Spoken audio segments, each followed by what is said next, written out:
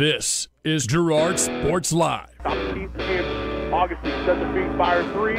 Good! Girard Sports Live is presented by Crocan Telephone, your community technology partner. Also by Ag Choice of Hepler, American Family Insurance, Jenny Collins Agency, Bradshaw Collision Repair, Brumback Service Center, Call Service, Chicken Annie's of Girard, Chris Paoni, DDS, Community National Bank and Trust of Girard, Evans Motors, Exchange State Bank, Farm Bureau Financial Services, First National Bank, Fort Scott Community College, G&W Foods Family Super, Girard National Bank, Canar Eye Care, Larrett Ceramics, Lehman Realty, Mathis Drug, McClellan Sanitation, Medical Lodges Girard, Norris Outdoor, Pearls and Curls Boutique, Producers Co-op Farm Store, Producers Cooperative Association, TJ Belcher at State Farm Insurance, and Westridge Assisted Living. Off to Hanson. Hanson, he'll drive. Libya, little runner with the right hand. Good, and the foul. Libya Hanson gets the bucket and the foul. This is Girard Sports Live.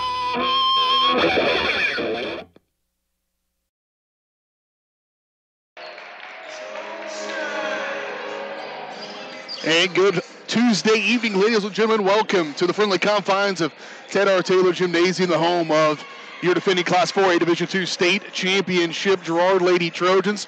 Girls have just taken the court, and we're getting ready for some high school basketball here on a Tuesday night. What a great atmosphere it's going to be. What a great place to play basketball. Happy to be back here. Got to miss the first game, and excited to be here for game number 3 of this high school basketball season. We're going to settle in here for a high school boys and girls basketball doubleheader as the Trojans welcome in the Anderson County Bulldogs. Here in this with B.J. Harris along with you, alongside me, Josh Lettner, as we get ready for this one. The Girard Lady Trojans, Trojan men, both coming off of good wins last Friday night to get their first wins of the season. Ladies jumped into the ball game and got a victory after opening the season on a 31-57 loss to Labette County. But last week against Baxter Springs, a 41-27 win. Not bad, not perfect, certainly anywhere from it, but enough to get the win and a decent team effort. Certainly led in the victory by Sydney Crane, who had 16 points. She's got back-to-back 16-point games. She shot a little bit better the other night as well, 7 of 16 from the field. As a team, the Lady Trojans were 15 of 41, so still not quite where you need to be from the field. 9 of 12 from the free throw line was a marked increase there because they went 3 of 8 the night before. But they were still out-rebounded, 28-29. Tonight they're going to need a good rebounding performance, and probably the best increase or best improvement for the Lady Trojans was taking care of the basketball. Just 12 turnovers, 26 the week before. Josh will bring you in here, and all in all, you got a chance to see them in the game 1 and game 2, and it was glaringly different. Oh, yeah, night and day. I mean, the first game of the season, hard to watch that first half for a lot of Girard Trojan fans because just didn't do a good job of taking care of the basketball. Didn't respond to the pressure from Labette County. A completely different story the following week in Baxter Springs. They did a better job taking care of the basketball, but to me, BJ, the thing that stood out the most was that Sydney Crane's supporting cast showed up for that game in Baxter. They kind of had the deer in the headlights syndrome against Labette County, and that's easy to do against a good basketball team, but against Baxter, they kind of righted the ship, and the supporting cast was there for her, and she had big performances from her teammates, and that really made things a lot easier on Crane. She could trust him. If I pass the ball, you're going to do something good with it. And she didn't feel like the entire game was riding on her shoulders. So yeah, and when she did pass it, then she did get it into him. And that trust. That's something Coach and I talked a little bit about off the air about just building that trust. And you saw that maturation a little bit last week. If they can make that same kind of jump this week, then you start to feel something coming along and get those youngsters involved here on the season. The Trojan men, of course, got a win last week as well, although their game came up a little bit more difficult perhaps at times, even though they had a huge lead. An 18-point run by Baxter Springs allowed them to pull to within 1 3 times, but the Trojans helped them off, got the win. They're kind of going through some of the same things that the Lady Trojans are as far as getting those youngsters involved in the offense and defense and trying to figure out who they are as a team. That's what this first 4 or 5 games of the season often relies you to do, is try to develop your team chemistry just a little bit. Yeah, they are a young team, and one of the things you got to learn when you're a young team is the game is never over.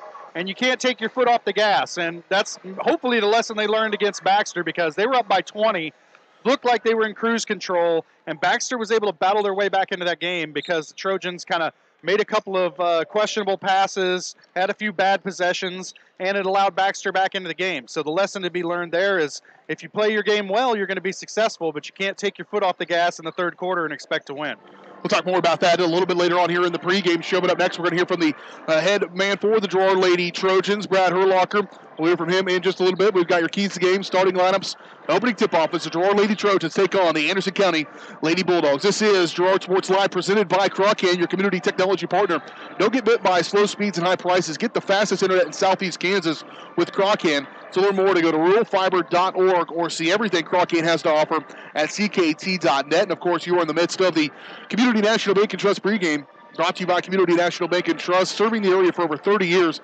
Stop in soon to pick up your very own Girard Trojan Instant Issue Mascot Debit Card. Community National Bank and Trust is a proud supporter of Girard schools. Learn more online at mybankcnb.com. Up next, the head coach of the Girard Lady Trojans, Brad Herlocker, on the Community National Bank and Trust pregame show on Girard Sports Live. Community National Bank and Trust has been serving the area for 30 years with a strong commitment to the highest quality leadership and banking services.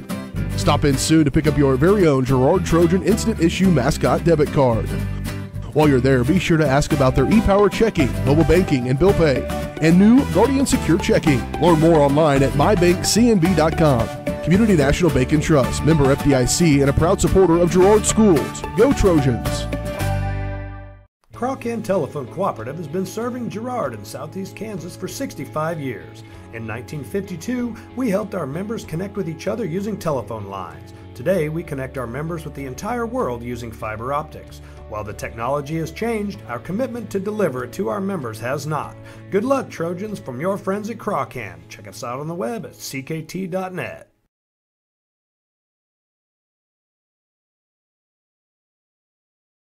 Producers Co-op of Girard has been serving the needs of farmers and ranchers in southeast Kansas for decades. With a wide range of products and services, you'll be sure to find what you're looking for. Contact the Agronomy Center for seed recommendations, seed treatments, crop scouting, and more, or stop by the farm store for feeds, equipment, supplies, clothing, and accessories. Producers Co-op also has bulk fuels and propane available. To see everything Producers Co-op Association has to offer, visit them online at www.girardcoop.com or give them a call at 620-724-8241. When I wake up in the morning, love, and the sunlight hurts my eyes, then I look at you. And I know it's gonna be a lovely day,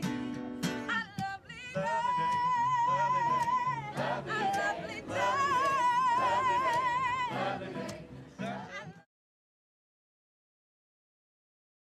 This is Girard Sports Live. Welcome back to the Community National Bank and Trust pregame show here on Girard Sports Live. BJ Harris along with you as we get set for the front side of a high school basketball doubleheader tonight. The Girard Lady Trojans welcome in the Anderson County Lady Bulldogs. Joining us now, the head coach of the Girard Lady Trojans, Brad Herlocker.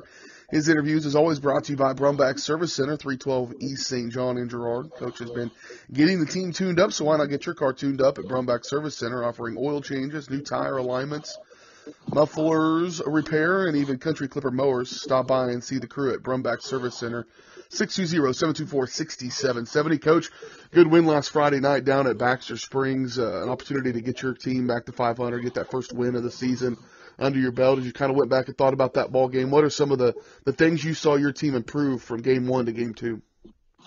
Well, more than anything, what we're going to take from it is I think, confidence. When you have a young team and a young group and you're trying to get them to do the right things, you want to have success as you do those things, or they may not believe in what it is. So, we were able to do a lot of good things. And I think I mentioned on the post game, it felt kind of like the days of old. Early on in my career, I had a lot of even kids, and so, I just played them all. And, that's kind of, I think, where we're back to. I've got a bunch of kids. Obviously, Sydney Crane sticks out in probably any crowd that she's in, but, beyond her, I got a bunch of kids that are about the same. And so we're going to try to use all of these different kids' strengths, and they all have different strengths, but have them, go 3 or 4 minutes at a time and just completely bust it and leave it all out there. And then we'll be rolling more people in and,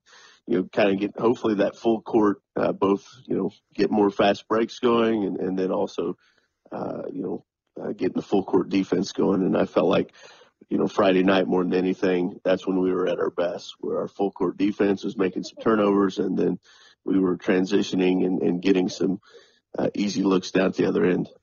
Yeah, we talked a little bit about it as Sid goes is how the team goes, but really to go to the next level, it's how Sid goes and how everybody else around her can kind of elevate their game, and she allows them to do that. It felt like last Friday night that confidence, that trust was starting to be built among the other teammates as she works to elevate their game. Yeah, it was one of those things that when we played Labette that first night out, and I've been seeing it in practice, just flashes of the kids really starting to figure things out. But, you get in a game like that and so much pressure and a bunch of experienced kids and kind of all goes out the window. And I think we were able to, against Baxter, kind of, put our own pace at it and dictate ourselves what we wanted to have happen in that basketball game. And she's doing such a good job of finding the open people. And so that's pretty much kind of the message to those kids, hey, you run the offense, you do what you're supposed to do, and she's going to find you. And so I thought she did a good job of that Friday night. One bright spot, certainly, it was Jada Valley, a freshman, coming in and doing what she did. She just seemed to play with so much poise and confidence that you don't often see from a freshman. Yeah, she's got the makings of a very special player if she continues to work at it, continues to put time in. I really feel like she's one of those kids that you always need somebody kind of getting groomed to take over. And I think she's one of those kids that could be, a big time player for us. This year we're not going to ask maybe that much of her. Sure. But in the future, she has a very bright future. She continues to grow and work on her personal game and then also understand the game and how we want to play it here at Girard. What are the things you guys went to work on this week that you thought we need to dial in on a couple of things to make sure we continue to make those strides to improve? Again, we're young, so it's just pretty much every facet of the game. Continue to make sure that we're reversing the ball, continue to work on our ball defense and ball pressure and get after people and have, it's fundamentals, good defensive stances and bringing that your best every day. So, the kids, I think are responding really, really well, but, you always got to keep your, kind of tempered your expectations when you have a young group like this and an experienced group like this, because you think, oh, they've got it completely. This is awesome. And then, they may take a step back a game. And then, hopefully it's the, 2 steps forward and 1 step back and not, 1 step forward and 2 steps back, which, it can be either way. But I'm pretty proud of the group and where they are right now. Trying to take a step forward here tonight against Anderson County as you got ready for the Bulldogs. What do you know of them? What do you expect out of this ball game? Watching film on them, they create chaos. And, they create chaos on the other team by putting pressure on them. And they, try to mix defenses like we do as well and do a pretty good job of creating that chaos. Now there's times when they create so much chaos that they create their own chaos when they're on offense too. And so it's a really hard group to scout. It's a really hard group to really pinpoint, hey, this is what they're trying to do, because they're honestly trying to create chaos, which is the opposite of a pattern of something that you can pick out and what they do. And it's just going to be very important for, especially our young kids, not to sink into that chaos and play that style of game right along with them, to go ahead and stick to our game plan and do what we do. All right, Coach. It's another game. Get to go back home as well. We appreciate your time as always, and good luck tonight. Thank you. Head coach of the Girard Lady Trojans, Brad Herlocker, joining us here on the Community National Bank and Trust pregame show. We'll step away, take a quick break. Still to come, your starting lineups, keys to the game, opening tip-off, all from Ted R. Taylor Gymnasium. It's the Trojans and Bulldogs next on Girard Sports Live. This is Girard Sports Live. Ag Choice of Hepler is a proud supporter of Girard Trojan Athletics. Of course, Ag Choice has all the products you need to keep your crops growing, like fertilizer, crop protection products, and seed. But Ag Choice is also the first stop for keeping your livestock operation going, with a great selection of farm supplies, equipment, and quality feeds. To find solutions to all of your agricultural needs, contact Joe Murphy of Ag Choice of Hepler at 620-368-4347. Ag Choice of Hepler is a proud supporter of the Girard Trojans.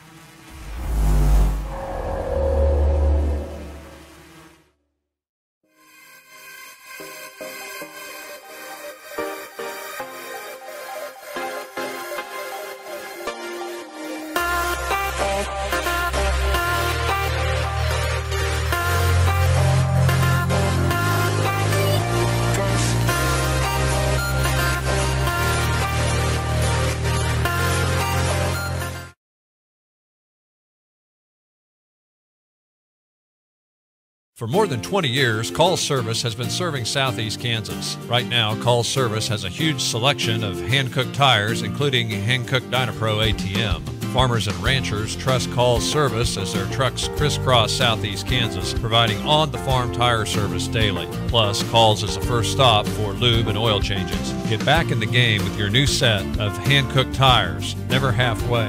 Available now at Call Service. Check them out online at callservicellc.com or call 620-724-4121. For over 80 years, Evans Motors has provided some of the best handshakes in the four-state area. No matter what type of handshake a situation calls for, Evans Motors will guide the hand into its proper position with the correct amount of pressure. Risky handshakes, classic handshakes, or something in between, Nate and Eddie have an arsenal of shakes, roughly umpteen. So the next time you want an optimal handshake, come to Evans Motors in Pittsburgh. This is Girard Sports Live.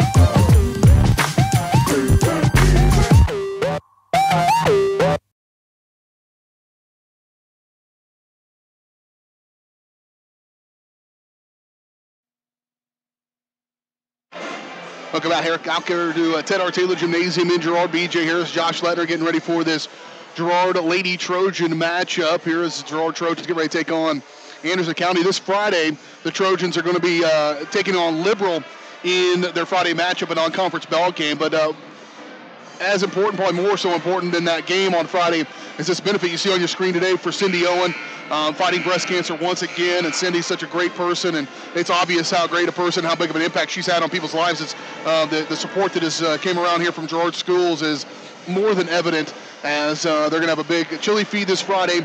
Also, there's a silent auction going on out there, and I think Nate Clevenger and I right now are going head-to-head on a basketball for the state championship team from a year ago, and I will not be denied, I hope. I mean, I'm sure you can find a price in there that I can't even come up with, but that's the item I want for sure. But come in here tonight if you can and do some silent auction stuff. If you don't have plans on Friday, you can come in, go into the commons area on the east side of the school. You'll be able to do the chili feed and do the silent auction. You won't have to come into the gymnasium if you don't want to come watch the game, although I highly recommend it.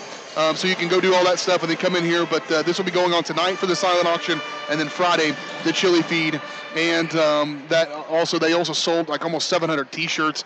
So it's a pink out game. That's what you see on the screen. And you can come back and wear some pink on Friday night and come out here and support Cindy, support the Lady Trojans and the Trojan family, and do all that stuff. So really looking forward to that. Time to look at your area matchups, brought to you by Bumper to Bumper of Girard, formerly Brenneman Auto Parts. Bumper to Bumper has been serving the Girard area since 1935. Coming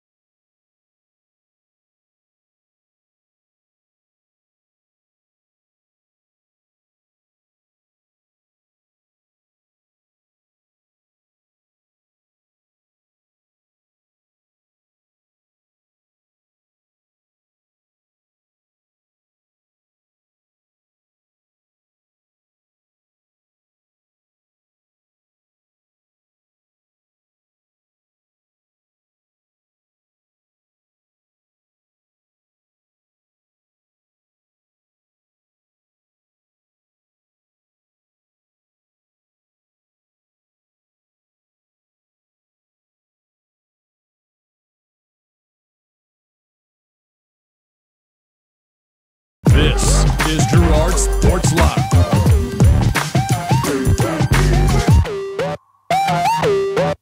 Farm Bureau is proud to support Girard High School student athletes. At Farm Bureau Financial Services, their #1 goal is to make insurance simple. Agents Judd Sasho, Lori Johnson, and Lisa Sasho take pride in educating their clients and members so they are able to make the best decisions. There's a lot of information out there, and at Farm Bureau, they can explain it in a way that relates to you so you can apply it to your life, family, farm, and future. To learn more, contact Judd, Lori, or Lisa at 620-724-4213. Go Trojans! G&W Foods is the one-stop shop for everything you need to feed the family. With a great selection of quality, fresh, and delicious foods, you're sure to find something to satisfy every appetite. With friendly and knowledgeable staff, the folks at G&W Foods can help you find what you need so you can get in, get out, and on your way with your day. Plus, don't forget G&W Foods for the great daily lunch specials. Open 7 days a week. Check out their weekly Facebook-only specials. The G&W Foods family super wishes the Girard Trojans the best of luck. If you're in the market to buy or sell a house, land, or commercial space, look no further than Lehman Realty. Locally owned and operated, Jason Lehman and his staff are ready to meet the needs of every client. When it comes to your listing, you can trust that Lehman Realty will take the time to get to know you and your property. Lehman Realty is a proud supporter of Girard Trojan Athletics. Learn more at www.lehmanrealty.net or call Jason at 620-724-8020. Norris Outdoor has a huge selection of quality billboards spread throughout southeast Kansas, giving you the ability to put your business in front of thousands of customers daily. But did you know? Norris Outdoor can also be where you get your next digital sign for your business, school, church, or sports venue. Norris Outdoor Signs is now a distributor of Sky Slate digital signs, giving you direct from the manufacturer pricing and giving your business a brand new look with high-resolution digital signage. To learn more, call Jared Norris at 620-249-7462. Norris Outdoor is a proud supporter of the Girard Trojans. Girard National Bank brings you community banking at its best. Family owned and operated for over 80 years, Girard National Bank is committed to providing their customers with the highest quality financial services in a friendly and personal way. Whether you require personal, business, or agricultural services, Girard National Bank is big enough to handle all of your banking needs, yet small enough to provide you with that personal touch you've grown to expect from a community bank. Girard National Bank is a proud supporter of the Girard Trojans. Equal housing lender, member FDIC. Learn more at gn-bank.com. This is Girard Sports Live.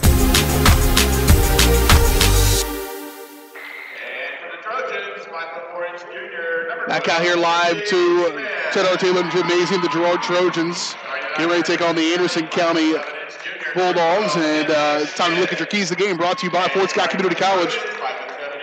With something for everyone, students can take general education courses or complete an associate's degree. Visit fortscott.edu or call 620-223-2700. Josh, keys to the game.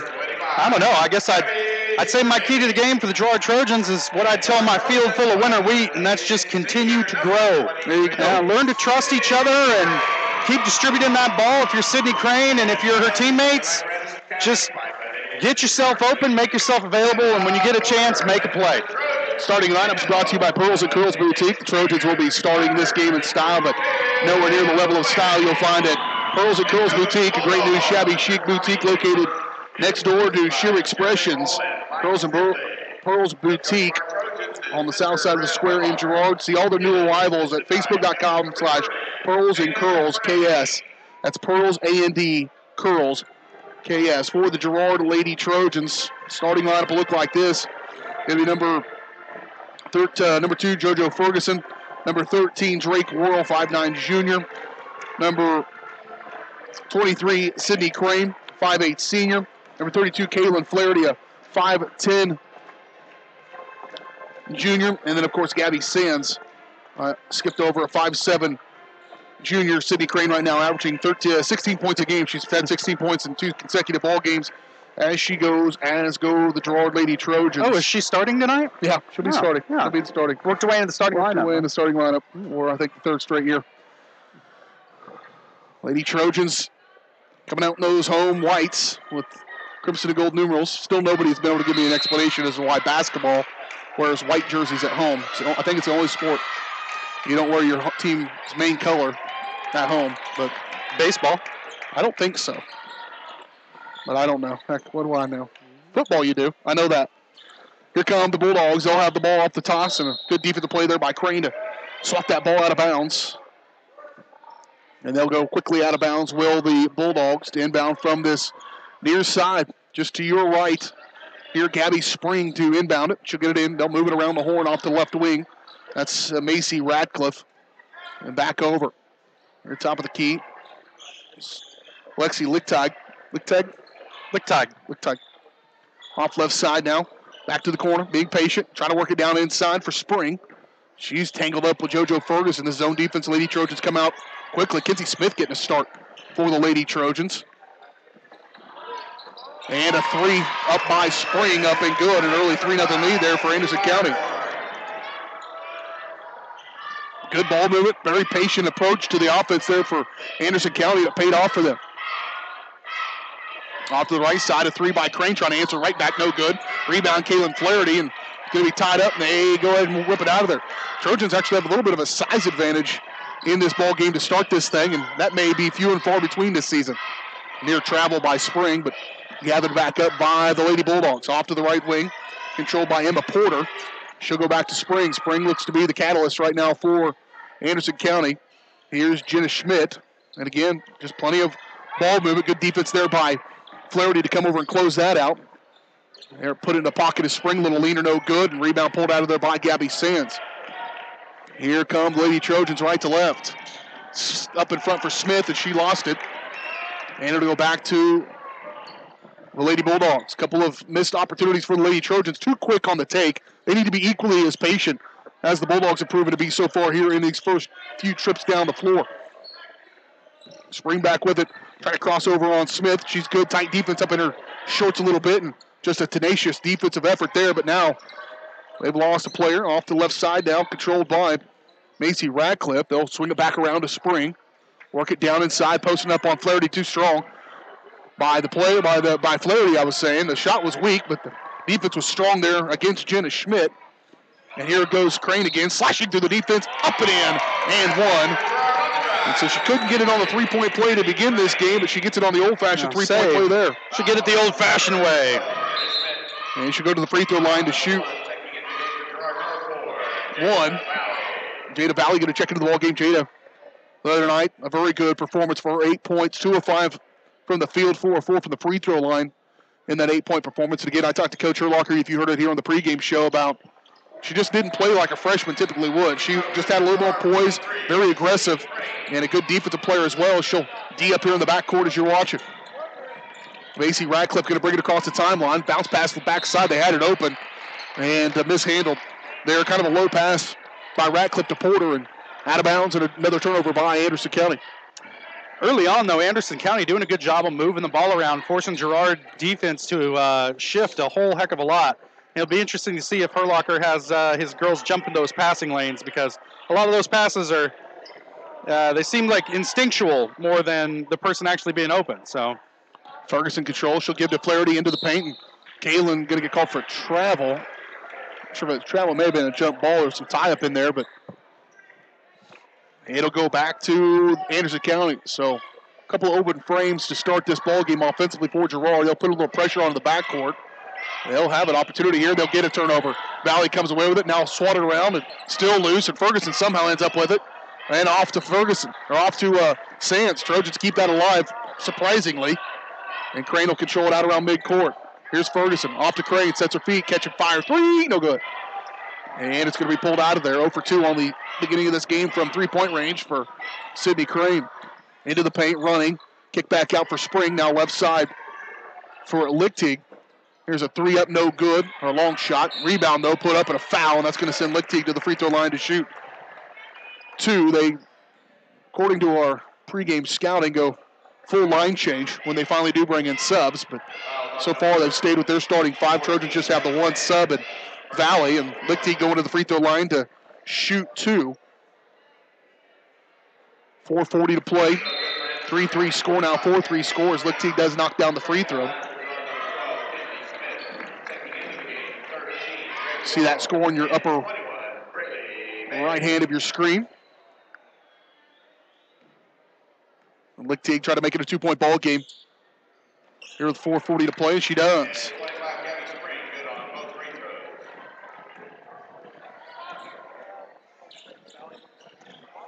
Here right side.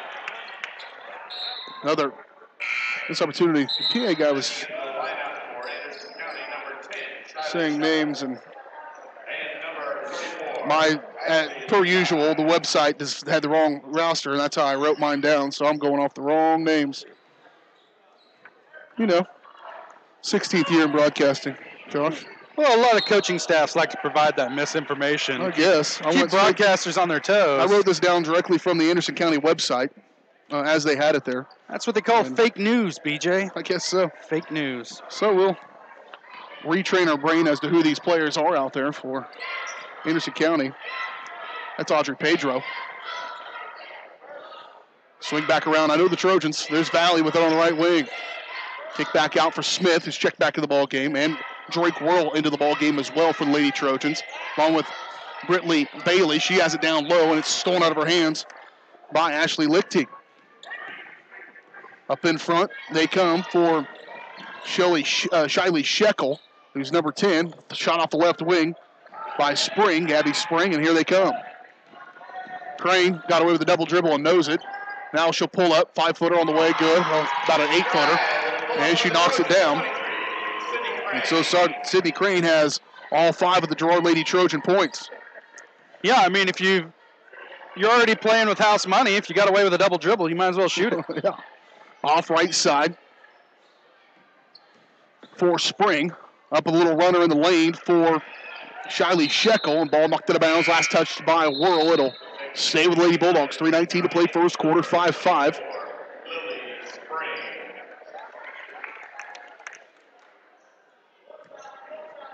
And the inbound for Anderson County is Pedro. She'll get on the right wing. Driving is Shekel. She'll kick. Now left wing. Here's Lexi Fearborn.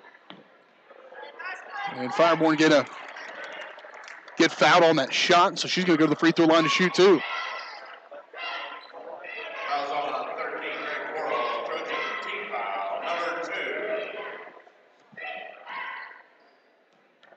So Lexi Fairborn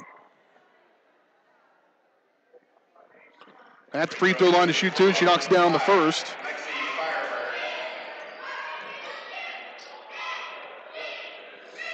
She had a 3 to begin this ball game, and now she knocks down a free throw. She also got a couple other free throws, I believe, in this. Yeah, she's definitely the shooter on this team. You want to keep a hand in her face. Makes it 7-5 here. Lady Trojans still with this 2-point deficit.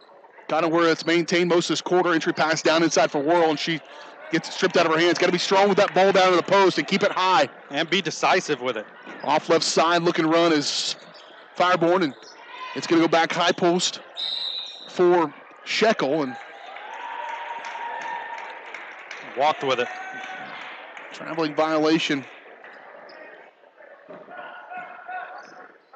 Got to dribble before you run. Lady Trojans back with it offensively, moving from left to right. Smith with it. Outside high for Valley, and to move it quickly back around. Here's Crane driving. Scoop it off for Bailey, but didn't quite get to her clean, and now ball batted away, and that's a tough call against Kinsey Smith. There's no way he could see that there was contact from his position. Yeah. That's his call from this way, but he calls it from behind, and tough break against the Lady Trojans, tough break against Kinsey Smith. That's what we call a high level of creativity on that call there. Kinsey found herself in foul trouble last ball game against Baxter Springs. It was good defense on her part, but got herself into foul trouble. Jada Valley checks out, rebound on the shot missed by Anderson County, pulled out of there by Bailey, and foul on her against the Bulldogs, Shiley Shekel. Her first, team foul number 2 on the Bulldogs. Crane will bring it up right to left. Off for Sands, swing it back around. Smith, and She'll go to whirl left wing to the corner for Crane. Down inside for Bailey, and boy, she had another good look at it. They got it to her entry on the left side, which is her dominant hand, and she can be pretty effective with it if they can get it to her point there, but you got to make that catch. Good steal there, helped out by Crane, and then gathered up by Whirl. Here come the Lady Trojans. Crane wants to run. She'll go to the elbow. Crossover. 1-on-2. Step through. Shot no good. And a rebound going to be pulled up by Whirl. Goes straight back up. She doesn't. Kick out back outside for Smith. Here's Crane just left of the circle. She'll bring it back and reset here with 1:43 to play in the opening quarter. On the right wing for Bailey. Back to Crane pumping. Now sliding, and she walked with it. Turnover by the Lady Trojans. Checking into the ball game for the Bulldogs is Jenna Schmidt.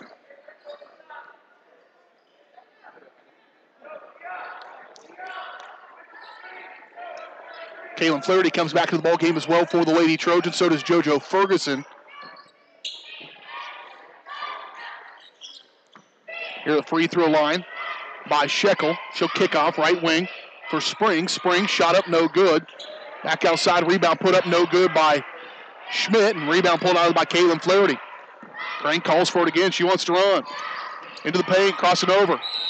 1-on-3, and those numbers still manage to benefit her, and she'll go to the free throw line and shoot two. Yeah, that's where you got to be fearless and just attack the basket. You had three defenders, not one of them wanted to step out and guard her. So you drive the ball to the bucket, and chances are you're going to come away with a foul in that situation.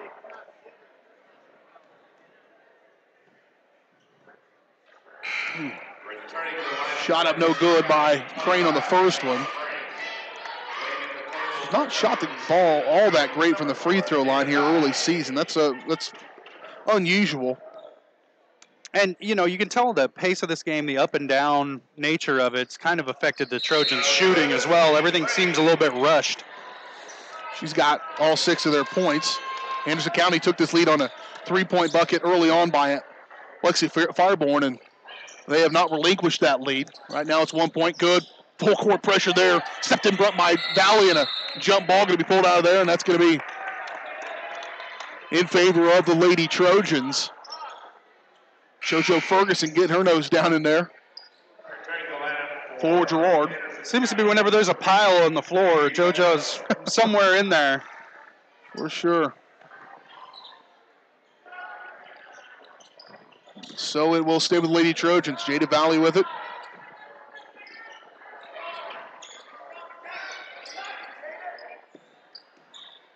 Into the paint. Up with the right hand, no good. Knocked around, loose ball. Valley somehow came out with it again. She'll push it off quickly left side for Sands. Sands. She'll stop and come back, and now a new offense coming in from the sideline for Coach Herlocker. And while Crane's on the bench, they're going to let Valley run the offense here. The shot up by Sands, no good. Knocked around and pulled out of there by Anderson County. Pulled out by number 25. That's Gabby Spring, and here she comes from left to right. Back around here for Shekel. Off the left wing, looking to drive is Pedro. She'll go baseline up and in. For Adriana Pedro, gets her first field goal of the ball game and extends this lead now 9-6. And you're seeing Coach Herlocker talking about there's a drive on the baseline by JoJo. Shot no good by Sands. Rebound Flaherty. Coach says go straight up and shoot it, and maybe could have drawn contact. Coach says they want to cause chaos, and so far they have here in the early going to this ball game. 9-6 Trojans down by 3. We're back in 1 minute. You're watching Girard Sports Live. This is Girard Sports Live.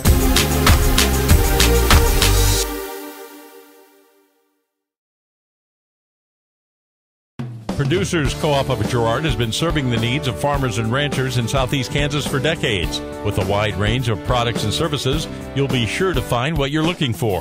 Contact the Agronomy Center for seed recommendations, seed treatments, crop scouting, and more, or stop by the farm store for feeds, equipment, supplies, clothing, and accessories.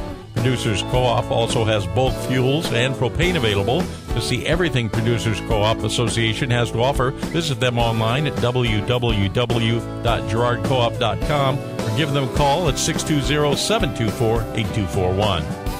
Mathis Drugstore Incorporated has a proud Girard history of more than 50 years. Glenn and Karen Mathis took over the store in 1983 from Glenn's father and have been providing outstanding customer care and service since. At Mathis, they know their customers by name and value their support. Primary goal is to provide fast, accurate, friendly service. Mathis is a full-service pharmacy that accepts most insurance plans and supports competitive cash pricing.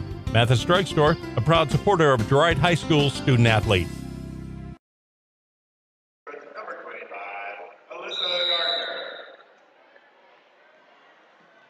Anderson County going to have the ball coming out of that first quarter timeout. Trojans trail 9-6. And they'll have an eye post for Schmidt. Back off top of the key for Fireborn. She'll pull on, guarded by closely by Jada Valley. Here's Sands pulling out against Pedro. They finally work a way down inside. Not bad for Smith. 2 buckets on the baseline, last 2 possessions by Anderson County. Largest deficit of the ball game now for the Lady Trojans at 5. And they are causing the havoc that coach was worried about. Here's Crane off right side. She'll drive baseline, scoop off, and you're with a good passer and somebody who wants to spread the ball around. You have your hands up, ready to catch that ball. That time, unfortunately for the Lady Trojans, Alyssa Gardner was not ready to get that pass, and there you see none of their post players have handled the ball very well so far tonight. Example of where trust can start to be lost a little bit. Here's Crane. She'll just push her way through and draw the contact, and she's going to have to do a lot of that tonight by the looks of it. Yes, it did not go to I said she didn't shoot the ball well for the free throw line. She didn't go to the free throw line much the other night against Baxter Springs. Just wasn't getting the benefit of the doubt. I remember making that note mentally. I don't remember what the number was in that ball game against the Lions, but she'll go to the free throw line here and knock it down. The other night, she had 1 attempt. She was 0 for 1 from the free throw line. Somebody who attacks the basket, could free throw and shot that much. That's uncanny that she only went to the free throw line 1 time, and maybe more of a referendum on the game situation than anything else. 7-11 Trojans down by 4, 7:04 to play in this first half. Skip pass left side for Fireborn. She'll go into the paint, trying to go over the top of Gardner, up and in. Yeah, there was one point in that second half, BJ, where Girard had 8 fouls whistled against him and Baxter had 0. So, hard to get to the free throw line when your team isn't getting the benefits of any calls. Here's a 3 by Crane. She'll get it to go. She had pulled the trigger on a couple, had not gotten them to go, and now she does. And that's a big one. Now a foul can be called on JoJo Ferguson. 6 point was the largest deficit, and Coach Herlocker wants a timeout. 6.5, 6:33 to play in this first half. Trojans trail by 3. We're back in 30 seconds. You're watching Girard Sports Live. McClellan Sanitation is a proud supporter of the Girard Trojans. McClellan Sanitation is also proud to have been serving Girard and the surrounding area for decades. McClellan Sanitation offers residential, commercial, and roll-off services. As a locally owned and operated company, owners Dave and Candy McClellan and their employees are dedicated to providing the highest quality customer service. To learn more, call McClellan Sanitation at 620-724-8486. McClellan Sanitation wishes the Girard Trojans the best of luck this season. This is Girard Sports Live.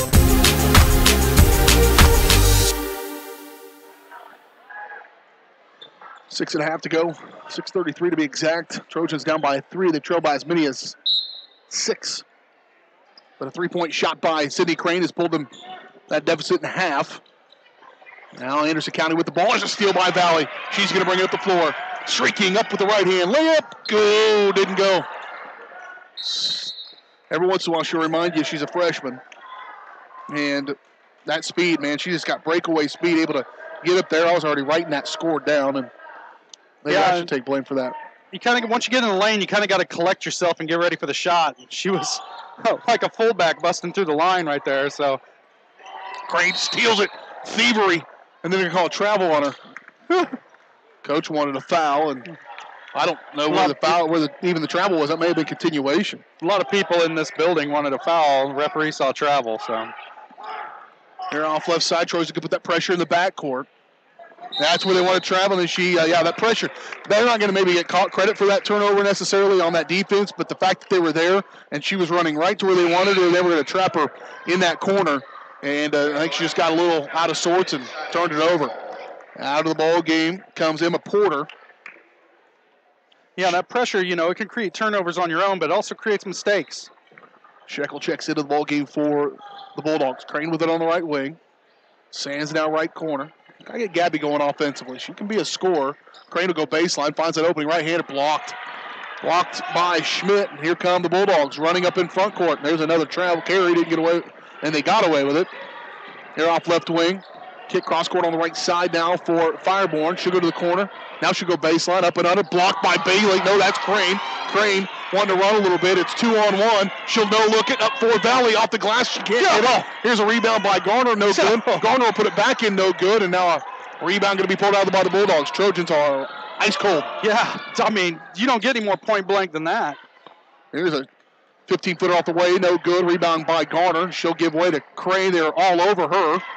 And now it's going to be called out of bounds. And Coach, that was because of contact on the rebound, but she loses it out of bounds, and the Trojans just need to settle down here just a little bit. I'm not sure if that timeout Coach made was more about X's and O's or just about chilling out just a little bit. Just a little mental break. Out of the game comes Sammy Walter for Henderson County. One dribble up to the free throw line, 3-point line rather. Fire no good by Shekel, and rebound pulled out by the Trojans. Long pass up to Valley. And now what you got to do, you got to measure. If you're Sydney, you got to measure the situation you're putting her into, because right now the confidence level is dropping exponentially every time something like that happens to your freshman. And when her confidence is high like it was the other night against Baxter Springs, she can be darn good. Here's a steal by Sands with the left hand. Good. Gabby gets her first field goal of the ball game. Trojans go back to that pressure, and despite not shooting the ball well, they're only down by one. Up in front, Bailey sets up. Oh, he went to give that charge, I thought, but they're going to get Bailey sliding over a little late. Yeah, I didn't have her feet set. Britley will pick up her first personal foul. Good recovery because, I mean, Pedro had an open lane to the basket. Bailey had to hustle to get back and close it down. Audrey Pedro going to go to the free throw line to shoot, too. She'll miss the first one off the front iron. 4:49 to play in the first half. 12-13. Trojans have trailed by as many as 6. Right now it's a 1-point game.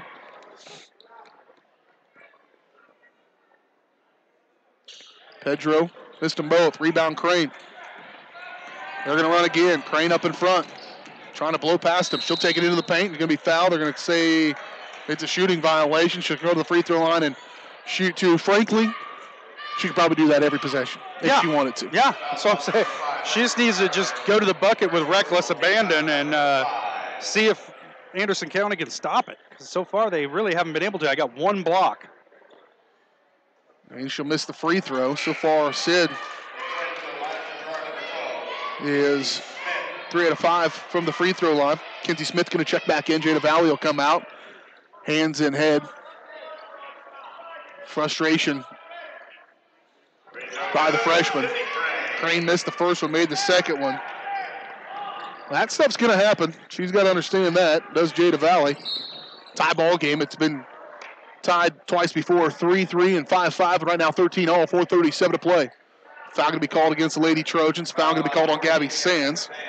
Her first, no, her second. Team foul number 6 on the Lady Trojans.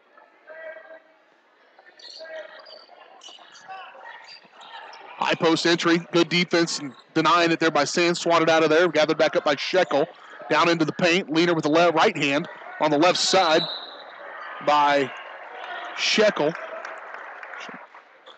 And it's going to go out of bounds off the Lady Bulldogs. No, jump ball rather.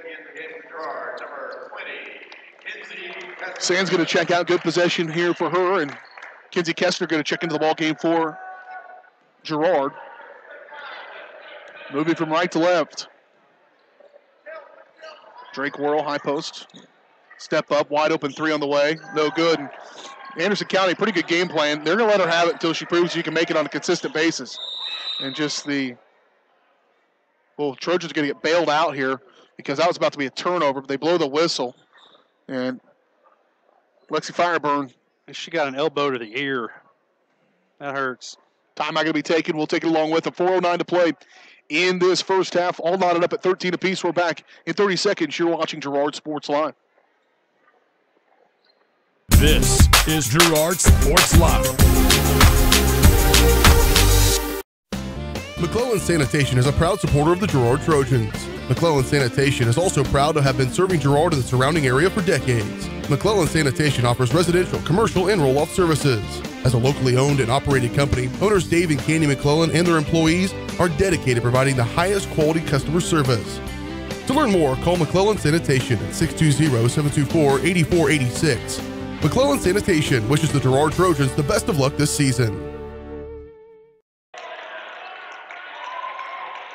Well, got Fireborn off the floor and got her to the bench, get a little treatment. I think she'll be fine, probably come back to this ball game, but Trojans get it inbound, get it swatted out of bounds. It'll stay with the Lady Trojans as we come back out of break after that injury. Yeah, nothing ruins the holidays like cauliflower ear. Entry down inside on it. That's exactly what they want on a post entry to Brittany Bailey. Now she's just got to finish at the glass. Trojans have had copious amounts of opportunities to score. They should probably have about a 10-point lead right now, but they've squandered countless opportunities. Yeah, if you're a left-hander, where's that hook? You know, her shot's starting down at her hip, and it needs to start at her shoulder. She's just developing sophomore. Yeah. That is going to be a good one for Lady Trojans as she continues to grow and develop. Had a great game against Baxter last week. Once she got going, second half was her half. Yeah. In that ball game, and so now a jump ball going to be in favor of Anderson County. Off right side for Schmidt. Schmidt swatted away, hustled out, and stepped out of bounds. Did Bailey. It'll stay with. She's got quick hands. I mean, she's got all the tools you need to be a really good basketball player. So here to inbound, it is Pedro for the Bulldogs. Down inside, maybe a little too aggressive defensively there. And if you're going to go, it's like a cornerback on defense. If you're going to go for that interception, you better get there. And that time she didn't. Driving up Kester, she should be drawing contact and up and good. It's kind of a defensive no man's land in the post there. You got to make that call of when are you going to front. And she got caught behind and started to go to the front a little bit too late, and the pass was able to get through. 3:29 to play in the first half. Kenzie Kester going to the free throw line to shoot two.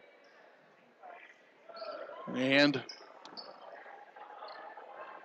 we team foul number 6 on the Bulldogs. Kester strokes the first one.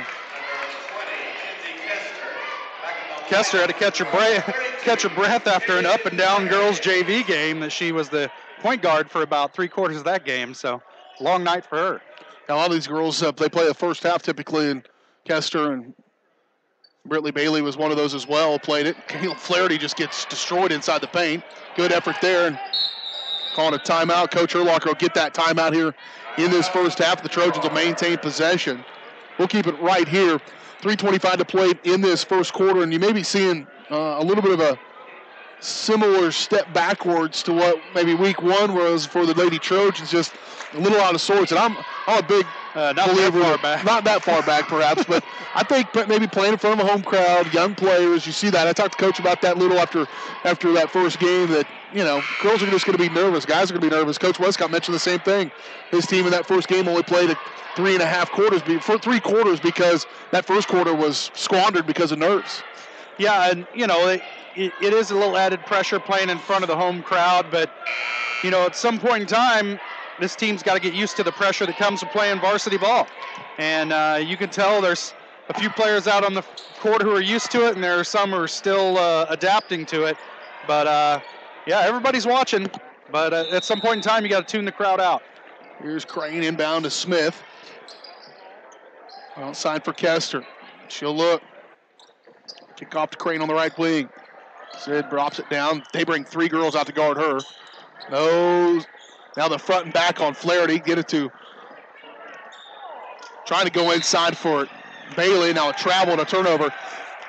They're playing so hard ball side is the defense for Anderson County that they didn't get a pass to the backside. That post is going to be open. In that case, a moment ago, it was Bailey. But Anderson County, they know who they are, and they're aggressive. They make up for it with a little bit of grit. There's a lazy pass inbound from Smith, and not a great there was opportunity there. Nobody at that spot on the floor. I think she was intending to get Flaherty. They'll go to the floor and communicate a little bit. Yeah, a little miscommunication there. They kind of talked it over. A little zigging when you should have zagged or something like that. Over the limit, do the Lady Trojans go, and that was called on Flaherty, her first, team foul number 7, and so that's going to send to the free throw line Lily Spring. First one's up and good by Spring. I think Flaherty needs to take a lesson from soccer players, and when somebody jumps over your back, like fall on the ground and act like you're hurt, maybe you can get a foul call there. Yeah, she has not gotten the benefit of the doubt here so far. There's been times when people have been practically sitting on her shoulders, and she can't get a call. Spring knocks down the first one. And a lane violation going to be called here on Ferguson. That was well before. Yeah, that's a second lane violation we've seen tonight. Saw one of the JV game, yeah. Yeah, which, wow, that's what you're going to call. I mean, that one hard off the back iron. Rebound pulled out of there by JoJo, and so it'll go to Lady Trojans. 3 minutes to play. Down by 2. Into the paint, Crane crossing over high, arcing shot no good. And now here come the Bulldogs. They'll try to throw it up in front. Crane trying to knock it out of the ball. Ball just happens to fall in her hands, and they'll sit there and wait for the defense to fly by and come down and finally pull that up. Gabby Spring going to get the bucket. She's got 5. Nope, she's got her first field goal. And a 1-and-1 situation going to be called here as a foul on the floor. Hey, Flaherty drew a foul. So Kalen will go to the free throw line to shoot 2. Lily Spring picks up her second personal foul. As I mentioned, team foul number 7. That's why she's at the free throw line here to shoot the front side of a 1-and-1. And maybe it was a shooting violation. They went like this 1-and-1, I thought initially, but they go and say it's a shooting violation, and she'll get a shoot 2. I was wondering why nobody else was chasing after the ball. There's some differing signals going on there from the officials. Or it was all me. There's a real good chance I wasn't paying attention. No. I don't admit my mistakes very often. I promise you that. You can ask my wife. That wasn't you, man. That was. There's a good defensive effort by Crane, and she'll come in and get tangled up, and that's in favor of Lady Trojans. Will get the ball back here with 2.5 to play in this first half. And if you play the Lady Trojans, you better be prepared to protect the ball all the way down the floor. Yep, and Trojans have kind of gone back to that. We'll put a little more full court press. Last year, I can't say maybe that was a travel by Ferguson. Maybe, I don't know, 7 times all season long in a 25-game season that the Trojans went to full court pressure. They didn't have to because they could play in the half court as well as anybody, and you just couldn't get to the basket when you got 6'5" down to the paint and 6 foot and 5'11" out on the perimeter. It's hard to get to, and Trojans, and then you got a defender like that. That's your point guard. She loses it, though, trying to go down inside. But Trojans didn't have to full court press. This year they're going to have to, and they've got the speed and ability to do so as well. There's a carry and a turnover. Should have been a turnover, wasn't. Back to the corner for the Bulldogs. Off for Ashley Lichtig. Top of the key now. Fireborn. She's come back to the ball game after leaving with an injury. She'll put it on the deck, put it off right side. 3 on the way. Good. Boy, she rocking fires. That's Adriana Pedro. And now it's back to a 6-point lead that matches the largest lead of the ball game for the Bulldogs. Down inside Flaherty, she'll draw contact once again. Galen was 1 of 2 at her last trip to the free throw line.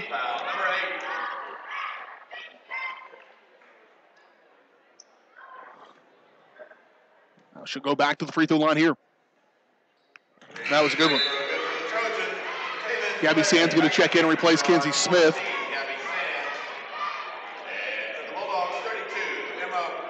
Minute 36, 96 seconds left to play here in this first half. We've got the Girard National Bank halftime show coming your way in just a little bit. Your halftime numbers is Flaherty. One of those numbers will be 3 or 4 from the free throw line unless she makes her way back there again here before this 90 seconds is up. Ooh, Ferguson, good tight defense there. Jump the pass there, Crane, and they're going to get sick of her. By the time this was over, intended for Fireborn, she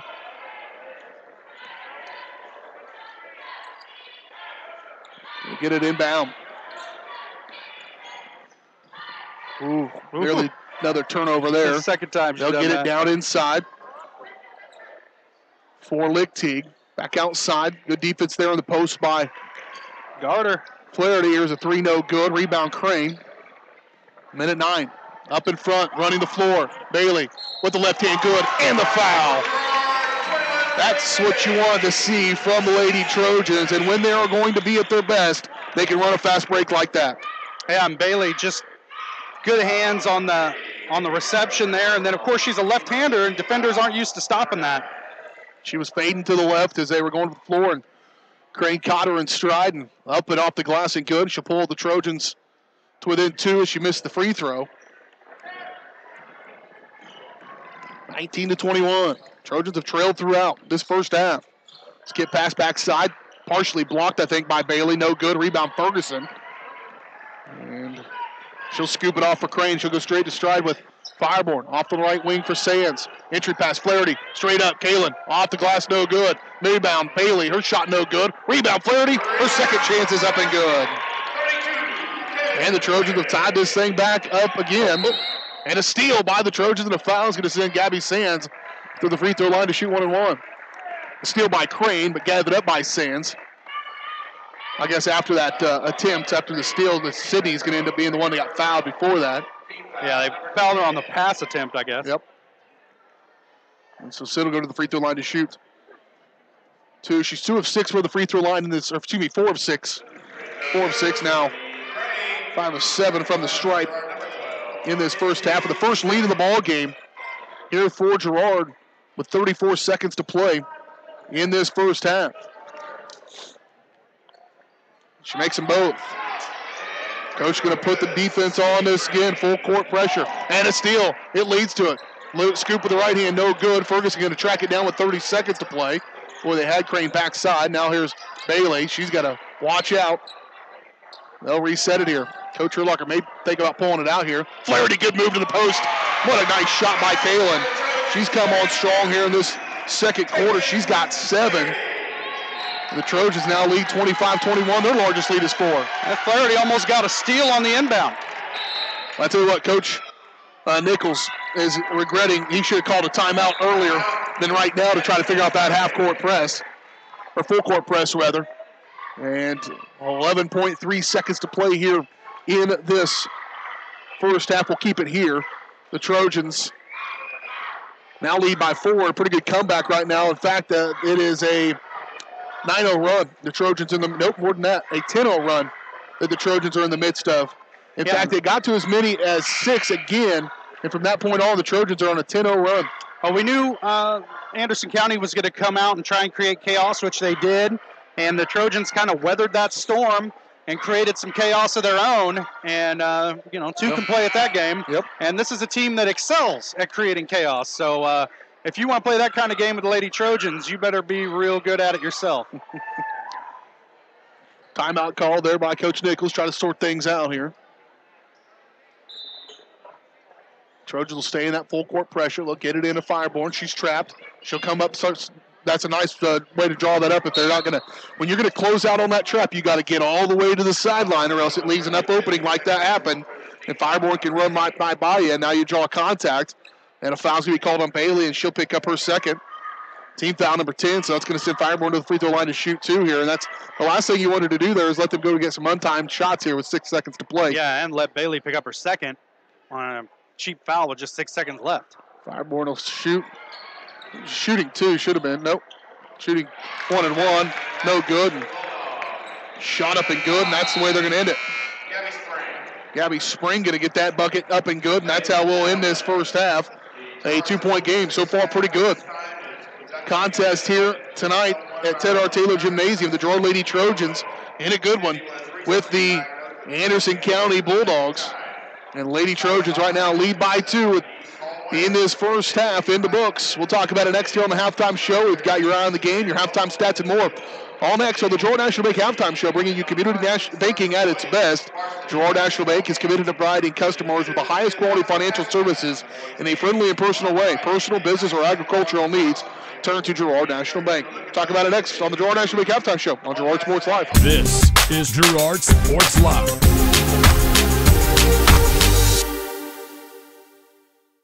Girard National Bank brings you community banking at its best. Family owned and operated for over 80 years, Girard National Bank is committed to providing their customers with the highest quality financial services in a friendly and personal way.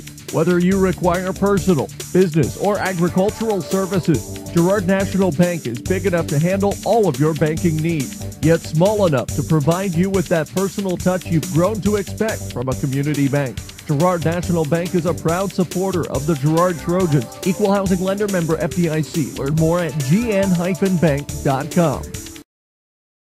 Are you in need of post-surgical therapies for yourself or a loved one? The employees of Medical Lodges are here to care for you. With over 50 years of serving the community, they pride themselves on having the therapy experience you deserve. In fact, Medical Lodges is the first healthcare company in the United States to be 100% employee-owned. So when you're at Medical Lodges, you're part of the family. Stop by one of their homes today and feel the Medical Lodges difference. For more information, check out medicallodges.com.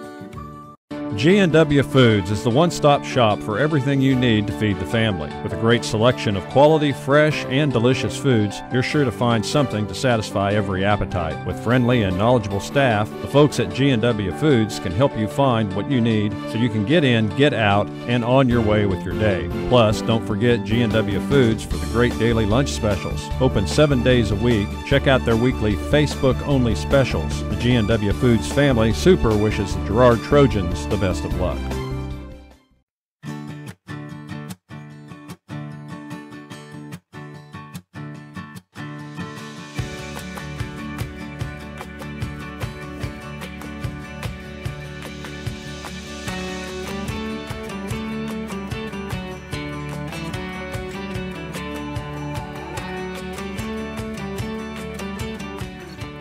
For all your insurance and financial service needs, call your State Farm agent TJ Belcher in Girard today. This is Girard Sports Live.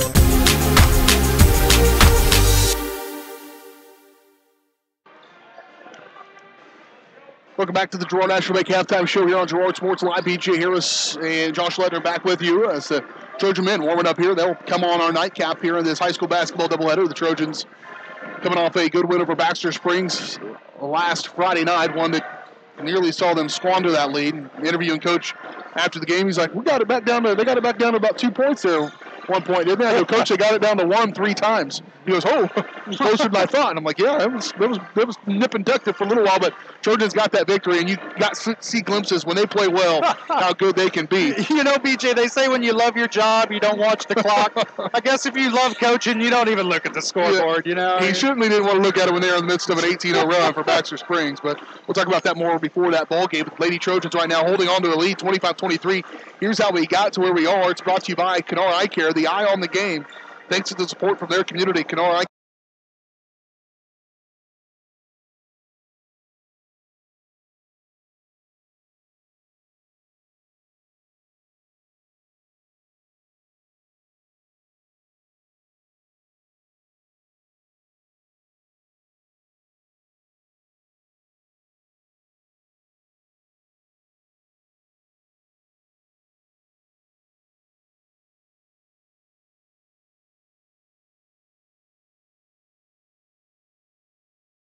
To 21, or 21-15 over the Lady Trojans, but at that point, when the Trojans were down by 6, 21-15, the Lady Trojans went on a 10-0 run, got their first lead with 22-21 with 34 seconds to play. A couple of steals in that last 34 seconds led to buckets.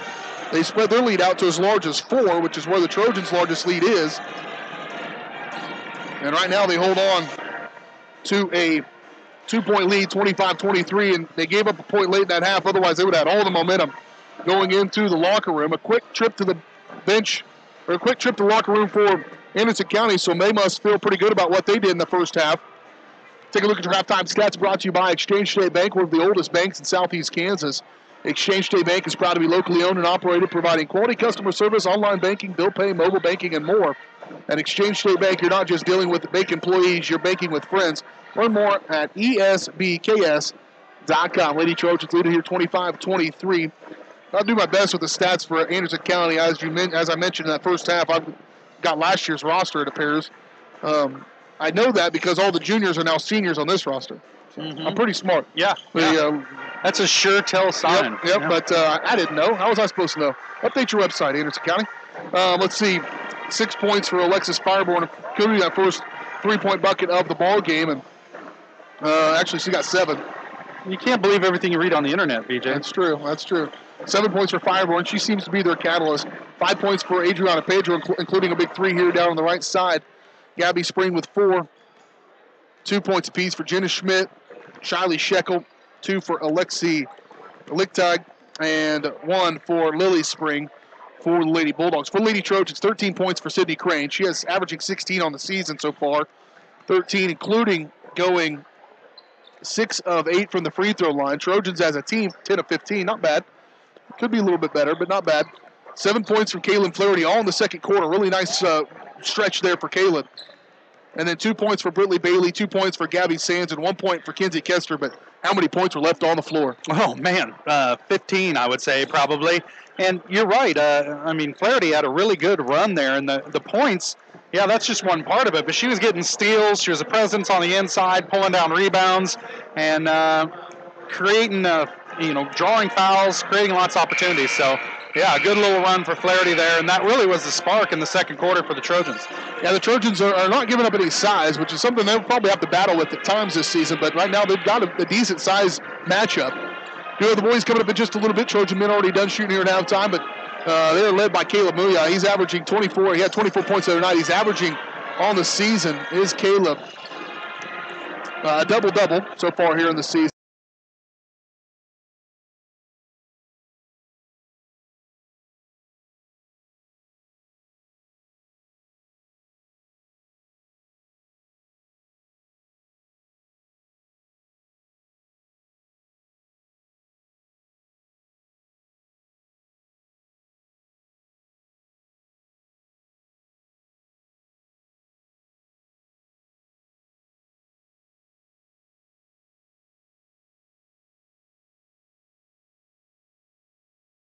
Thanks to your support, Kenora Eye Care has expanded. With double the space, they offer more exam rooms, larger optical selection, and extended hours to fit your schedule. And with the latest technology, they can quickly diagnose any eye-related issues. All patients are welcome at Kenora Eye Care, the clear choice for your family's vision.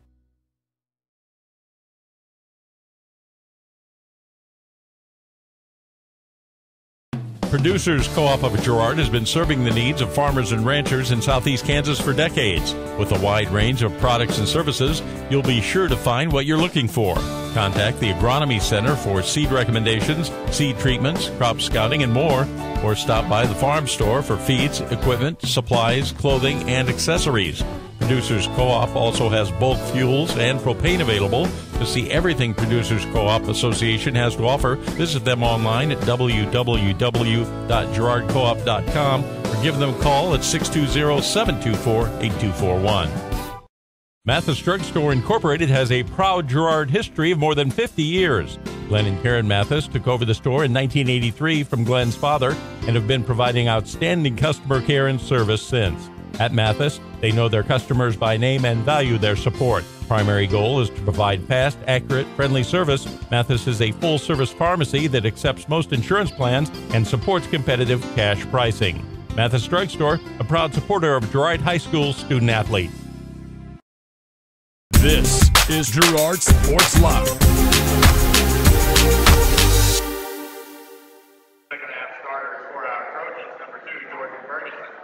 25-23, Girard Lady Trojans on top by 2. They trailed until the 34-second mark of that first half, but have the lead here by 2. They can end that, start the second half the way they ended that first half. They're going to have a real good shot to move to 2-1 on this season. But Jada Valley has not been back in that ball game. She's getting chatted with trainers and maybe a little bit of health issue that she hasn't been into this ball game down the stretch that first half, and so see if she finds her way in here coming out. Brittany Bailey going to start on the bench as well, so Trojans will have their starting 5 on the floor. So will Anderson County. Anderson County get the ball as we get it away, inbound to Fireborn, and JoJo going to pick up a foul. Yeah, that's not a very good foul. Kind of got purposefully tangled up with the receiver of that pass, and not necessary contact. Could be her second. Keep that number 1 here for the Lady Trojans in this Second half, 2 seconds into it. Good pass, look, got to go to the basket if you're can't leave her. County's Gabby Springs. Here's a three wide open by Fireborn, and that's her second three of the ball game. You got to know where she is. She's in double figures, and just like that, Anderson County going to take the lead back. Oh. Knocked out of bounds, last touched. I'm going to say it's off the Lady Trojans. Not very good looking passing over there on the far side of the floor. Trojans going to go back to that full court pressure. Trojans don't get the defense, I don't think, set up quite the way they wanted to. Now they're going to trap Fireborn. And nearly lost it. Fireborn will get past Smith. Up in front of Flaherty. She'll let it fire. No good. Knocked around. Rebound pulled out of there. And good position there and a good rebound. And one more trip down the floor like that, and I would not be surprised to see a timeout by Coach Urlacher.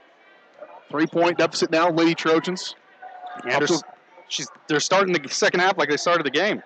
There's a three by Crane. She has made one of those. This one is no good, and now here come Sanderson County once again. Trojans have been out-rebounded in each of the first two games, and I'm guessing they're probably getting out-rebounded this ball game as well. Off left side for Porter. Back around to Fireburn.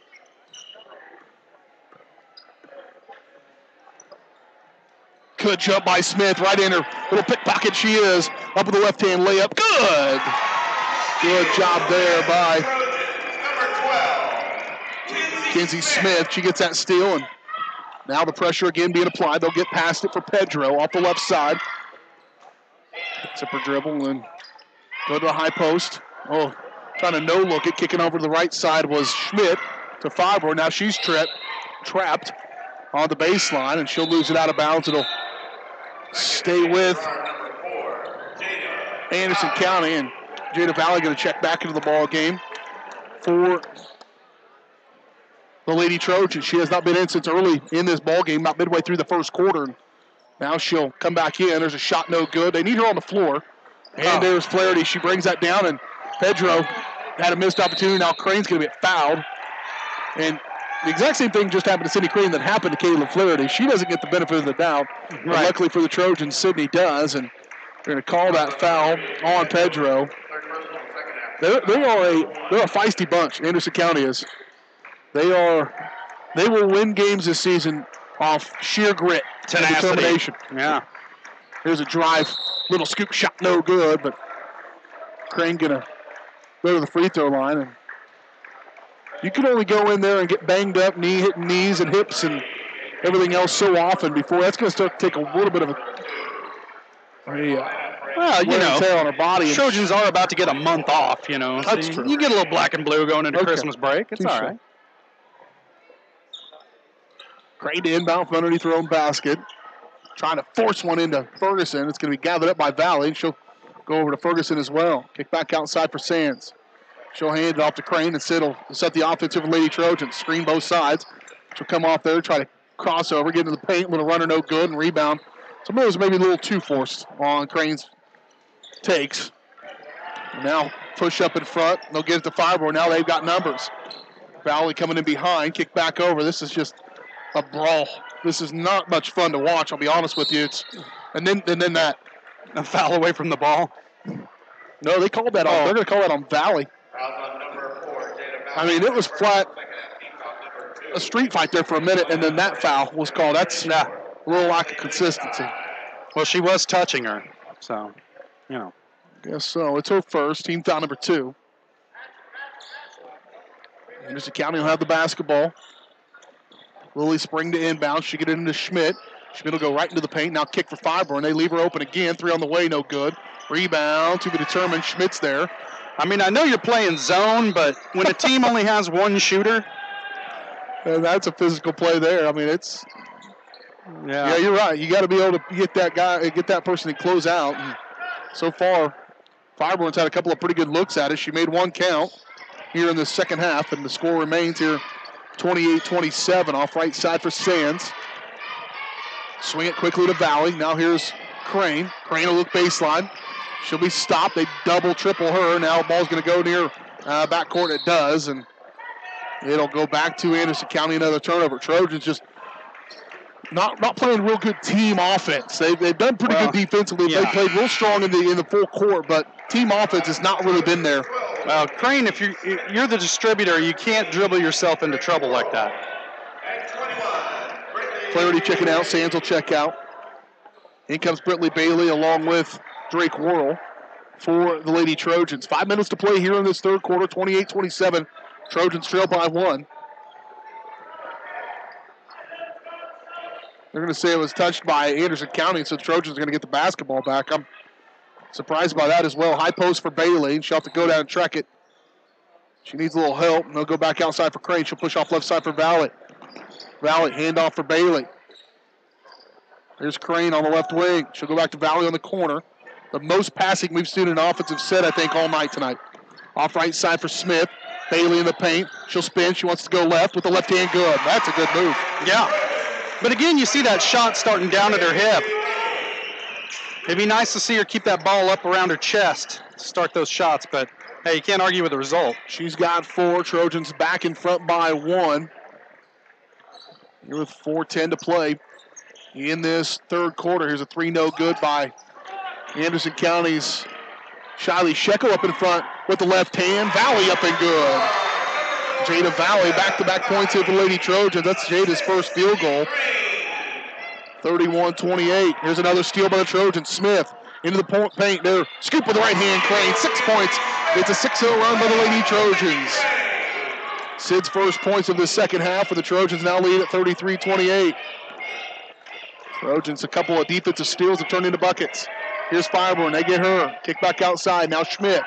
Off right side for Spring. Nope, that's Lichtig. On the right side, Schmidt. This is Spring. She'll look to go baseline. She gets tangled up, stolen away by Crane. She'll come out of there with it. Long pass. There's 3 white jerseys. Smith up to Valley. Left hand good. Very unselfish play by Smith, and the Trojans have got the momentum back in their favor. That was such a good assist. I gave the points to Smith. Valley comes up with it. She's got 4. Trojans' largest lead now is 6. We're back in 30 seconds. No, we're back in 1 minute. You're watching Trojan Basketball on Girard Sports Live. Are you in need of post-surgical therapies for yourself or a loved one? The employees of Medical Lodges are here to care for you. With over 50 years of serving the community, they pride themselves on having the therapy experience you deserve. In fact, Medical Lodges is the first healthcare company in the United States to be 100% employee-owned. So when you're at Medical Lodges, you're part of the family. Stop by one of their homes today and feel the Medical Lodges difference. For more information, check out medicallodges.com. Norris Outdoor has a huge selection of quality billboards spread throughout southeast Kansas, giving you the ability to put your business in front of thousands of customers daily. But did you know? Norris Outdoor can also be where you get your next digital sign for your business, school, church, or sports venue. Norris Outdoor Signs is now a distributor of Sky Slate digital signs, giving you direct from the manufacturer pricing and giving your business a brand new look with high-resolution digital signage. To learn more, call Jared Norris at 620-249-7462. Norris Outdoor is a proud supporter of the Girard Trojans. This is Girard Sports Live. Girard Trojans in the midst of their second 10-0 run to the ball game. Anderson County trying to stop that, and a good defensive effort again. Bailey helped out with that. Crane came over to help out as well, and here she comes the other direction. Oh, that may be a little, that's level 7.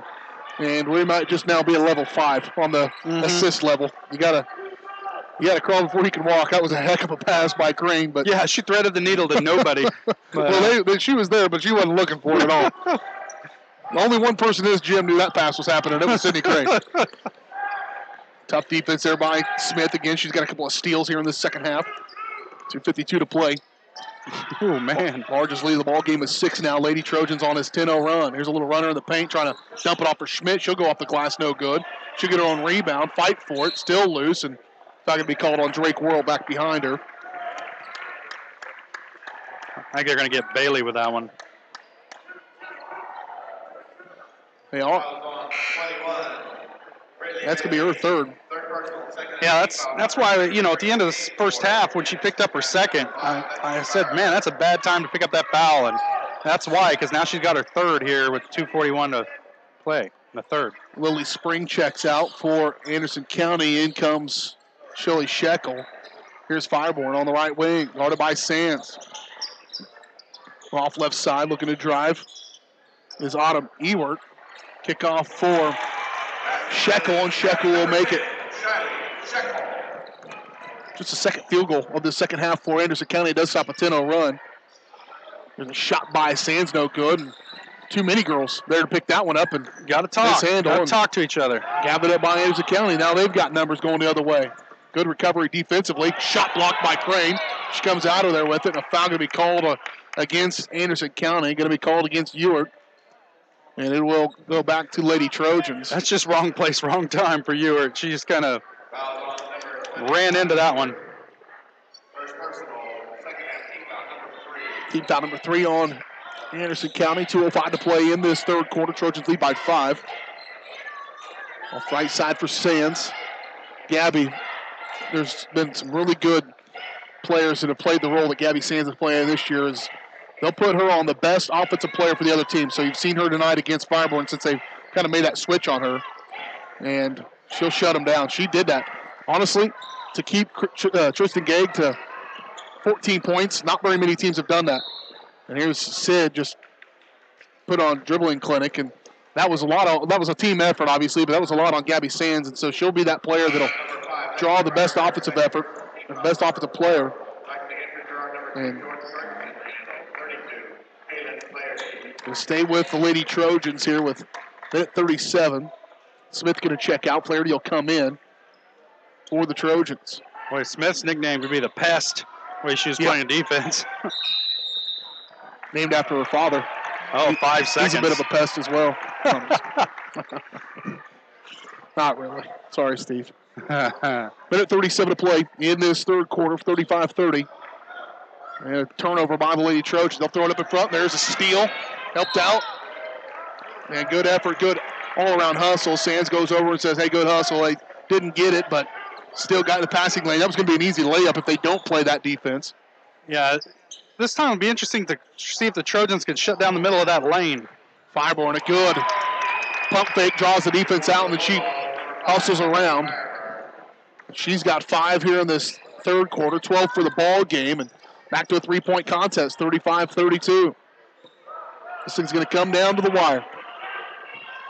Crane with it on the right wing, crossing over, getting a little helped out, and she'll push it up, and she'll get a couple of untimed shots here with a minute 08 to play. You got to think that that's there for her every time. She can create a space with her dribble and shake that first defender. You got to think she can get to the bucket and draw a foul at will. She can get the call for sure, and she so far has made them count. In that first half, she was 6 of 8 from the free throw line, making 7 of 9 now from the stripe here in this ball game. She's got her average right now at 16 points. 1:08 to play. Every team's going to come in with a plan specifically designed for 23, and so far every team has probably had that plan, and no team has yet to fully execute that plan, and now she does it on the defensive end. Here Crane comes off the right side. She'll cross over.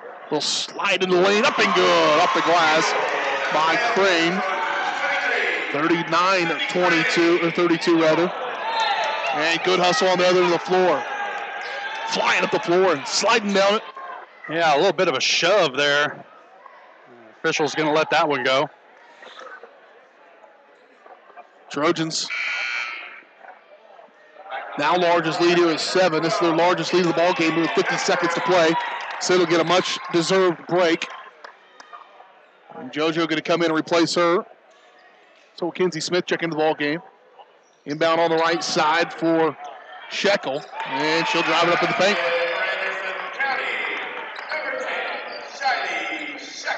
Shekel's had a pretty good third quarter here. They haven't had a lot of scoring, but she's helped keep them in it anyways. Back to 5 points, 39-34, 32 seconds to play. Here's Ferguson from the baseline. Missed it. Missed everything. Nearly lost out of bounds. Schmidt, dribble. That's a, chalk that up as another Kinsey Smith start. She started on that steal. And the best. Gabby Sands came over to help her out. Trojans will get it back here with 22.2 seconds to play. You have in the third quarter. You've been pestered. Sands to inbound. She'll get it into Smith on the near side, and she'll bring it back and set the offense. Over to Bailey. Sound effects brought to you by Josh Lettner. Here's Sands. She'll pull the trigger on a long two. It'll rattle in. And I'm telling you, so far, Gabby Sands has been a defensive stopper, but offensively is where she can also really be a factor for Lady Trojans. She proved it right there. A nice bucket. And the Trojans go to the end of the third quarter. Their largest lead of the ball game again.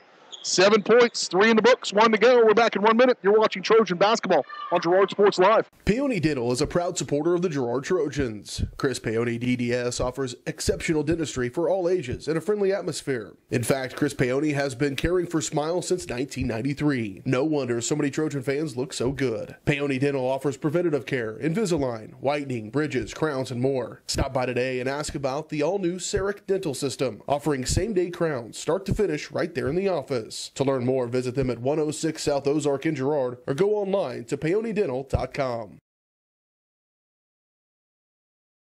Producers Co-op of Girard has been serving the needs of farmers and ranchers in southeast Kansas for decades. With a wide range of products and services, you'll be sure to find what you're looking for. Contact the Agronomy Center for seed recommendations, seed treatments, crop scouting, and more, or stop by the farm store for feeds, equipment, supplies, clothing, and accessories. Producers Co-op also has bulk fuels and propane available.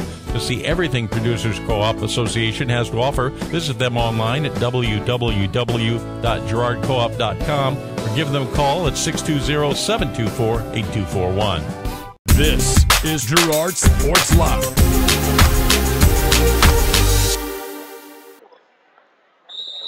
Here we go. Final quarter of play in this girls matchup between the Girard Lady Trojans and the Anderson County Lady Bulldogs. BJ Harris, Josh Lettner, court side here on Girard Sports Live. Lady Trojans will have the basketball as we come out of the timeout.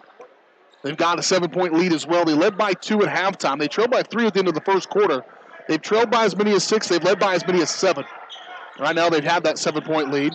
And Sands is going to draw contact by Fireborn. She didn't like it.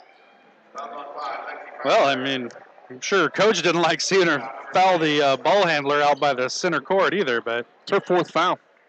Yeah. She's kind of their catalyst offensively. Charlie Shekel came in and had a couple of field goals in that third quarter as well, but they need Fireborn to stay in the ball game. Trojans need to recognize that she's got 4 and go at her. Yeah, not what you want from your scorer. Getting a foul out there in no man's land. Trojans are going to go to a little bit of a stall, but then you let Crane just blow by you, and Drake Worrell can't handle it, goes out of bounds, and back to the Lady Bulldogs. Trojans were going to try to run some time off the clock there, but Crane, she's going to be given an open lane like that's really the first time she's been having an open lane. She's had to bust through the wall numerous times tonight, and she wasn't about to turn that down. And Bailey going to be called for a foul over the back. Good aggressive defense. That's her 4th. I suspect Britley will eventually, as many minutes as she's played in this ball game, eventually start to trim her JV time down to nothing by the time. But it's important to her to do that. Yeah, it's one of my. I was a pretty good defensive lineman for the Trojans, and as a junior, and Coach Craig Crispino would still load me up after varsity practice to drive me to catch the 4th quarter of a JV game to play offense. And that was time that was very valuable, turned out in the long run. Both on the field and those long car rides. Here comes Crane.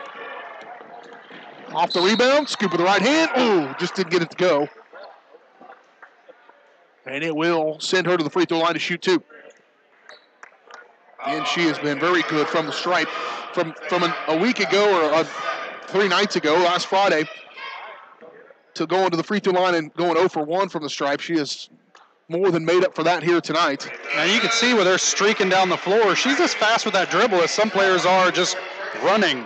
9 of 11 from the free throw line. That's pretty good.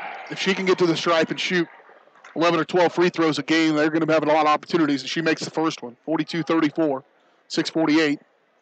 And she missed the second one. Good effort by Worrell, but it'll be knocked out of bounds. It'll go back to Anderson County. Trojans are going to go to that pressure. That really blew this game open once they decided to go to that pressure. Anderson County just hasn't. And you said it well, Josh, that Anderson County and Coach knew they were going to come in and try to wreak havoc. And when the Trojans decided to wreak their own havoc, Anderson County just hasn't been able to answer. Right. It's one thing to be able to do it to somebody else, another thing to be able to handle it. And Girard kind of gave them some of their own medicine tonight, and they continue to. Trojans, that last play was a foul on Kinsey Smith. And I think Coach Nichols is recognizing that very thing, and he's going to call a timeout and call off the Dogs for just a moment. We'll take it along with them. 6:47 to play in this ball game. Trojans lead 42-38. We're back in 1 minute. You're watching Trojan basketball on Girard Sports Live. His first national game.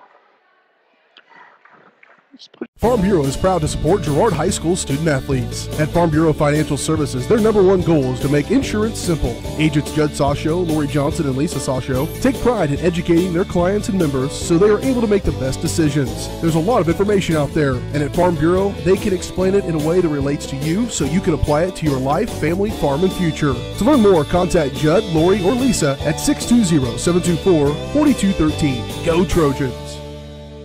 First National Bank of Girard is proud to be the oldest bank in Crawford County, serving the area since 1878. With 139 years of experience, it's no surprise First National Bank of Girard has such a great reputation for quality customer service.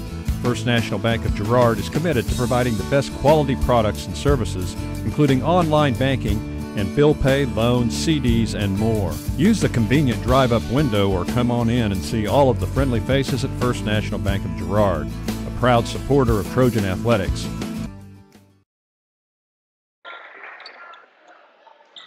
Trojans get another deflection. It's been difficult right now on this last couple of opportunities for Anderson County just to get a possession, just to get the ball inbound. They will here in the backcourt. Long pass. Trojans lose one. Into the back. Swatted away by Crane. Shot up, no good. Rebound to be determined. Still loose. All hands on deck. Sands comes out of there with it. She's going to get fouled. No travel. Wow. That's not Sands. That's Kinsey Kester, rather. Oh, that's Gabby Sands. You're right. You're right, BJ. Don't disagree with yourself. Sands fighting with that one. There's a steal by Smith and a foul. No. Wow, I don't know about that. I mean, both feet have to move in order for a travel to occur. But our fans of Girard Sports Live, they can rewind at any time if they would like to and go back and see whether that was or not. Please do. I've thought about creating that and having a text line where you can text me and say, we've done that actually accidentally. People were making comments about our questioning during football season. We ought to get that started. We have to come up with a clever name, though, Josh. Going to call backcourt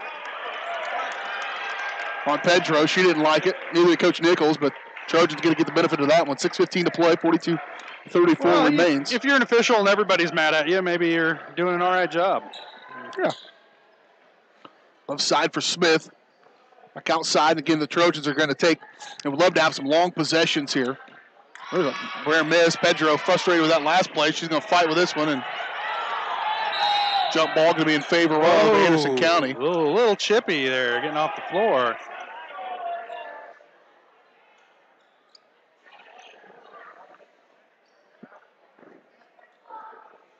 I mean, if you're going to... Frustration from the Anderson County coach and Pedro. And her argument is, I think it's probably valid, I think she probably traveled with it when she grabbed it anyways, but her argument was, man, they came down right on top of me. That's could be construed as a foul, but Anderson County going to make a bucket for the first time in a while. That's going to be Gabby Spring.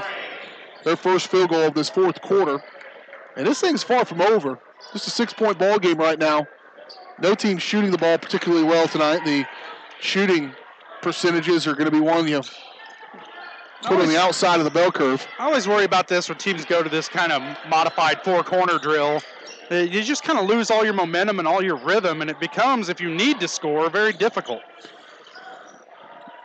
You're telling me it's not the reason, but it's single-handedly one of the reasons I created Girard Sports Live, and so I could just let the tape run, and I don't have to try to figure out how to explain this over radio. Coach Herlocker, it'd be hard to explain to him the negatives of it because he's won a lot of ball games up by 6 and able to kill the clock and get victories and some meaningful ones as well. And You're certainly sub-state championship games and the like. So you're limiting possessions, that's for sure. You just got to make them count, though. When you do decide to attack, it came in like that because that's when teams can go down, score, and make this a 4-point game. They're not going to because they're going to squander the opportunity. But it just kind of, you play with one rhythm, and then when you try and switch it up like that, it's got to be rough to stand around. Okay, now speed it up and go score. As a player, it's got to be difficult to shift those gears like that. Yeah, and the question always is at what point do you go to that? I mean, how early and at what point total can you go to it? And you also have to know the personality of your team. There's a loose ball, and Sands is going to fight for it. She's been down there a little while, still fighting for it. She's going to get jump ball with her legs. Yeah, there you go. See that every day. I'm not even sure if that's legal. That's a Pele jump ball there. Trojan student section getting fired up into it. How could you not? Trojans will inbound. They'll throw it in the backcourt for Crane. Battling with Pedro. And Patty Pedro's gotten a little aggressive. Crane up off Ferguson. Got to squeeze that melon. JoJo's going to be fouled. And it will be 1-1 for the Lady Trojans. Yeah, the frustration's starting to show for Anderson County, and, maybe because they're used to being the ones dealing out the chaos, not the ones receiving it. They've certainly been on the receiving end tonight. Lots of turnovers. Getting the ball in bounds has been an issue, and then once they get it in, that's just the start of their trouble. JoJo on the front side of a 1-1, no good. 4:22 to play, still plenty of time in this ball game. And here's Pedro on the right side, shot up, I think partially blocked, gathered up by Ferguson. She's going to be fouled. She'll go back to the free throw line and shoot 1-1. That ball is, I think, partially blocked on that attempt. So it's going to go back to the Lady Trojans. They'll shoot it here. Got to make the other thing you do when you go into that stall game. You got to make your free throws. Yeah, you can let a team really claw back into it if the clock stops a lot and you can't get points and they do, and then all of a sudden you got yourself in a situation. I would say though, and I don't know this to be true, and he would remember this, I'm sure. But I would say in the times that Brad's decided to go to that stall, times he's relinquished the lead are probably in the single digits, probably in the 1 or 2 range. Yeah, JoJo made her first shot and took off down court to play defense. Here comes the second. This nearly rebounded. You say it didn't draw any iron. Well, in her heart, she was on the other end of the floor playing defense. 43-36. Trojans clinging to this 7-point lead. A kickball out of bounds. It'll stay with Anderson County. Do have the boys game coming up in just a little bit. We'll wrap up this girls action. We'll talk to head coach Brad Herlocker. We'll give you your final stats, your player of the game. And then start to get you ready for the boys game coming up on the backside. Smith almost had one. Yep. Off right side, baseline, no good. And gathered up by Ferguson. Here she comes. Now she'll pull the reins on it, and a foul going to be called. And JoJo's getting under the action here in the fourth quarter. Off from the free throw line. Yeah, she's the human charity stripe. She'll go back to it here. New floor, new bleachers this year. Nice. They are ergonomically designed. Kind of. Not that I've ever found a seat that is perfectly ergonomized. I said it right the first time. Ergonomically designed for my specific derriere. Your particular posterior? My particular posterior.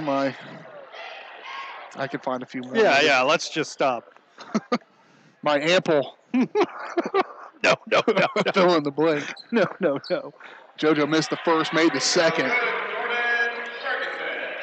And it will add to the lead incrementally for the Trojans. 44-36, an 8-point lead, now the largest of this ball game. They've matched that a couple of times, I believe. Right now up by 8. It has never been completely in hand, but you kind of feel like it at times when somebody get to the rim like that, but Crane missed it. Fireburn going to check back in the ballgame. It's 4 fouls shortly for Anderson County. 3.5 to play here in the ballgame. Off the left side is Pedro. She picks up her dribble, goes in for Schmidt. Then a foul going to be called on the backside against the Lady Trojans. It's going to be called against Flaherty. Her second, team foul number 6 on the Lady Trojans, stops the clock with 3:18. And Pedro going to check out of the ball game.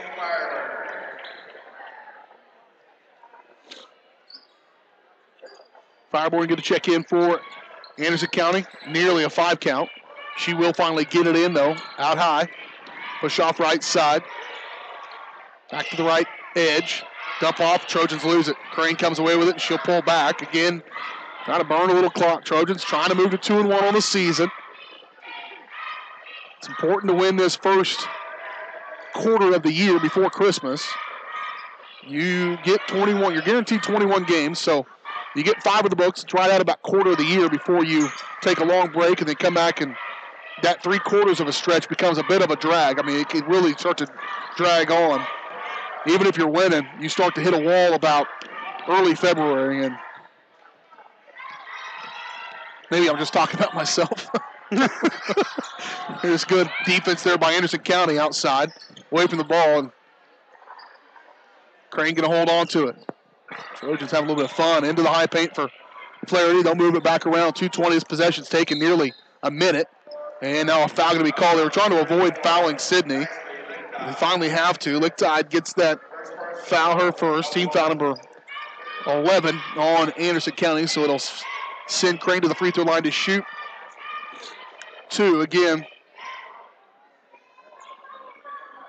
Crane on the night's had a pretty good shooting night from the stripe. 1, 2, 3, 4, 5, 6, 7, 8. 8 of 11. Missed that one, though. It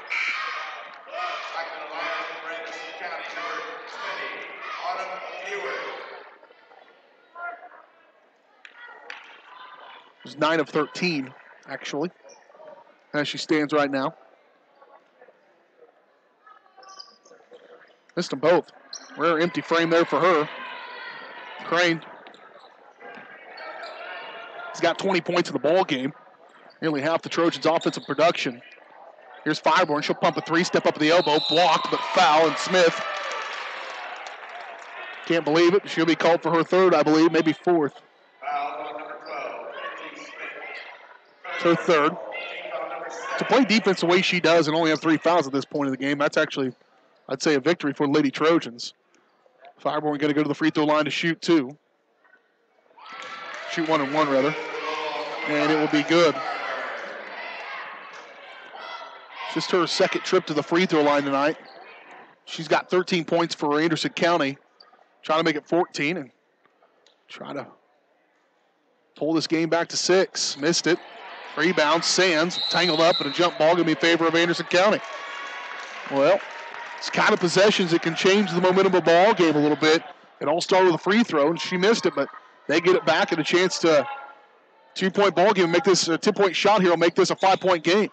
Wrap around down inside and misexecuted that one, trying to go to Schmidt. And at the end of the day, this is going to be one of those kind of bring your lunch pail workman type performances. What Cartersville ends up, it has not been crisp, clean, or anything like that. It has just been flat out a grind. Yep, old blue-collar effort here by both these teams. Sands, eyes big, and gets a little contact. So Gabby Sands going to go to the free throw line tonight to shoot 2. Just her first trip to the free throw line. Beautiful, good-looking picture you're getting to see there from your mobile device or computer screen, and really got to thank Todd Ferguson and his staff here, Rick Dooling in the technology department, for helping us out and getting some pretty good internet inside Ted R. Taylor Gymnasium. I would venture to say the fastest internet that's ever been put inside Ted R. Taylor Gymnasium. Gabby Sands goes to the free throw line and drops both of them. Makes it 46-37, 9-point game now, the largest of the contest. So we appreciate their hard work to help us get Girard Sports Live on the air and looking good for you. Foul's going to be called. It's going to send Sands back to the free throw line to shoot 2. Tom Stegman as well, helping out and delivering waters to us as well. Hospitality in Girard is unmatched. Some high-quality H2O. Yep. Not just tap water either. No, that's straight up bottled. Straight out of Cow Creek, probably. First one is it looks clear. No good. No good by Sands. Second one is forthcoming. It is good. Now the Lady Trojans' largest lead of this ball game is 10, 47-37. Coming up on the 92nd mark of it. Good rebound there on a missed shot by the Bulldogs, and Crane going to try to dribble out of pressure, and she finally will get fouled and going to be called on Anderson County's Ashley Lichtag. He's going to send Crane back to the free throw line to shoot 2. She's missed her last 3, in fact. Oh, well, she needs practice then. After hitting 6 in a row.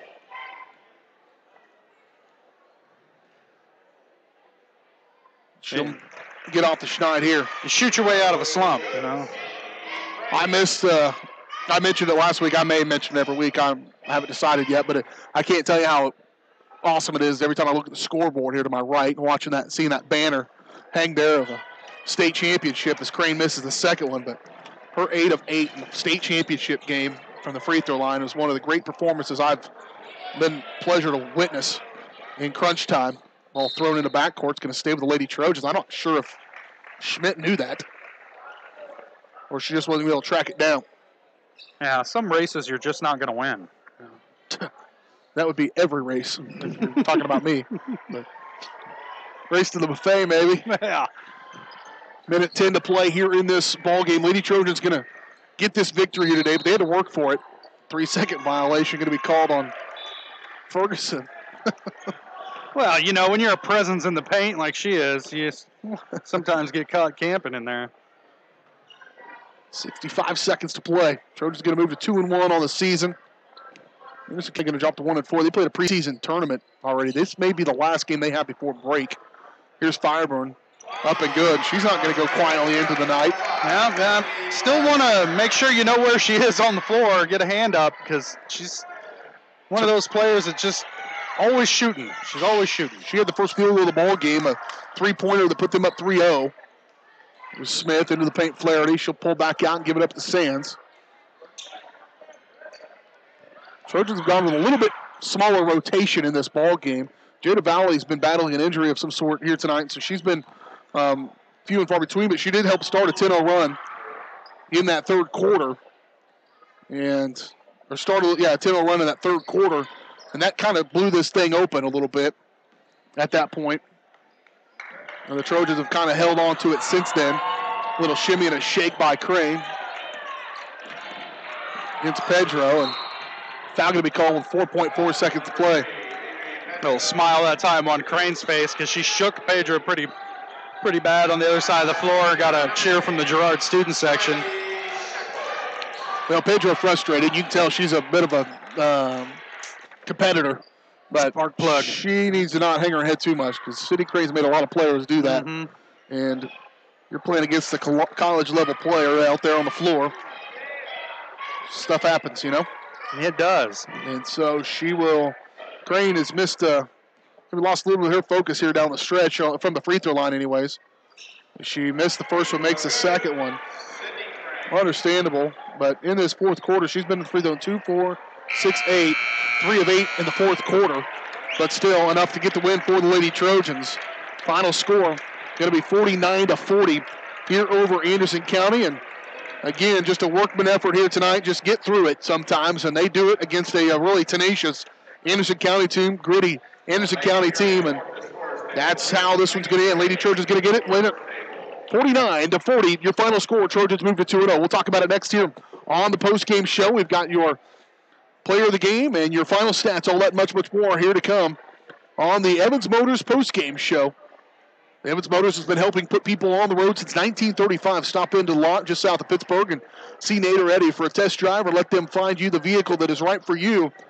You can also go online to their online showroom at evansmotors.net. Lady Trojans win at 49-40. We're back to talk about it on the Evans Motors postgame show on Girard Sports Live. For over 80 years, Evans Motors has provided some of the best handshakes in the four-state area. No matter what type of handshake a situation calls for, Evans Motors will guide the hand into its proper position with the correct amount of pressure. Risky handshakes, classic handshakes, or something in between, Nate and Eddie have an arsenal of shakes, roughly umpteen.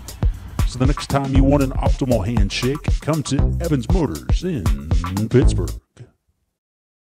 You built a castle so that the prince and princess can live happily ever after. You brought the sunshine to shine upon the whole family's future. But when the sun hides behind the clouds, State Farm can help. We put the life back in life insurance to protect your family's finances, not only in the future, but today. Call your State Farm agent TJ Belcher in Girard today at 620-724-4558. First National Bank of Girard is proud to be the oldest bank in Crawford County, serving the area since 1878. With 139 years of experience, it's no surprise First National Bank of Girard has such a great reputation for quality customer service. First National Bank of Girard is committed to providing the best quality products and services, including online banking and bill pay, loans, CDs, and more. Use the convenient drive-up window or come on in and see all of the friendly faces at First National Bank of Girard, a proud supporter of Trojan athletics. Paoni Dental is a proud supporter of the Girard Trojans. Chris Paoni DDS offers exceptional dentistry for all ages in a friendly atmosphere. In fact, Chris Paoni has been caring for smiles since 1993. No wonder so many Trojan fans look so good. Paoni Dental offers preventative care, Invisalign, whitening, bridges, crowns, and more. Stop by today and ask about the all-new CEREC dental system, offering same-day crowns, start to finish, right there in the office. To learn more, visit them at 106 South Ozark in Girard or go online to paonidental.com. This is Girard Sports Live.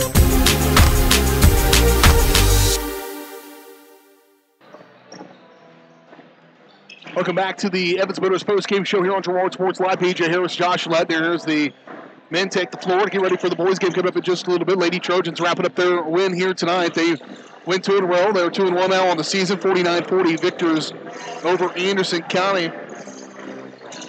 As the Lady Trojans keep it a close game. They trailed 3 points at the end of the first quarter. They grabbed the lead going into halftime in midst of a 10-0 run. They got the lead for the first time.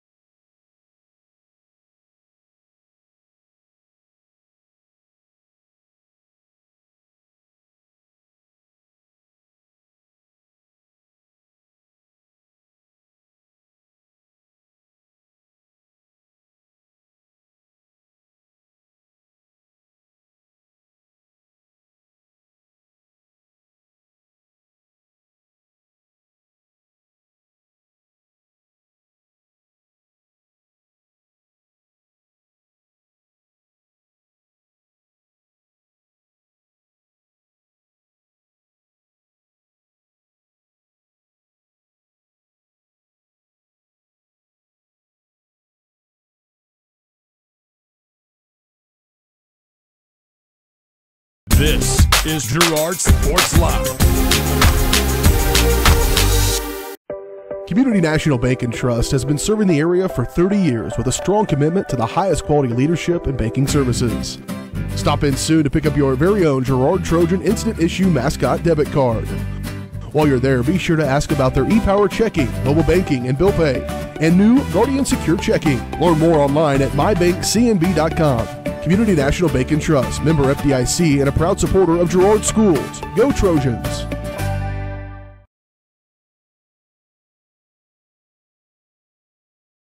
For more than 20 years, Call Service has been serving Southeast Kansas. Right now, Call Service has a huge selection of hand-cooked tires, including hand-cooked Dynapro ATM. Farmers and ranchers trust Call Service as their trucks crisscross southeast Kansas, providing on-the-farm tire service daily. Plus, Calls is the first stop for lube and oil changes. Get back in the game with your new set of hand-cooked tires, never halfway. Available now at Call Service. Check them out online at callservicellc.com or call 620-724-4121. This is Girard Sports Live.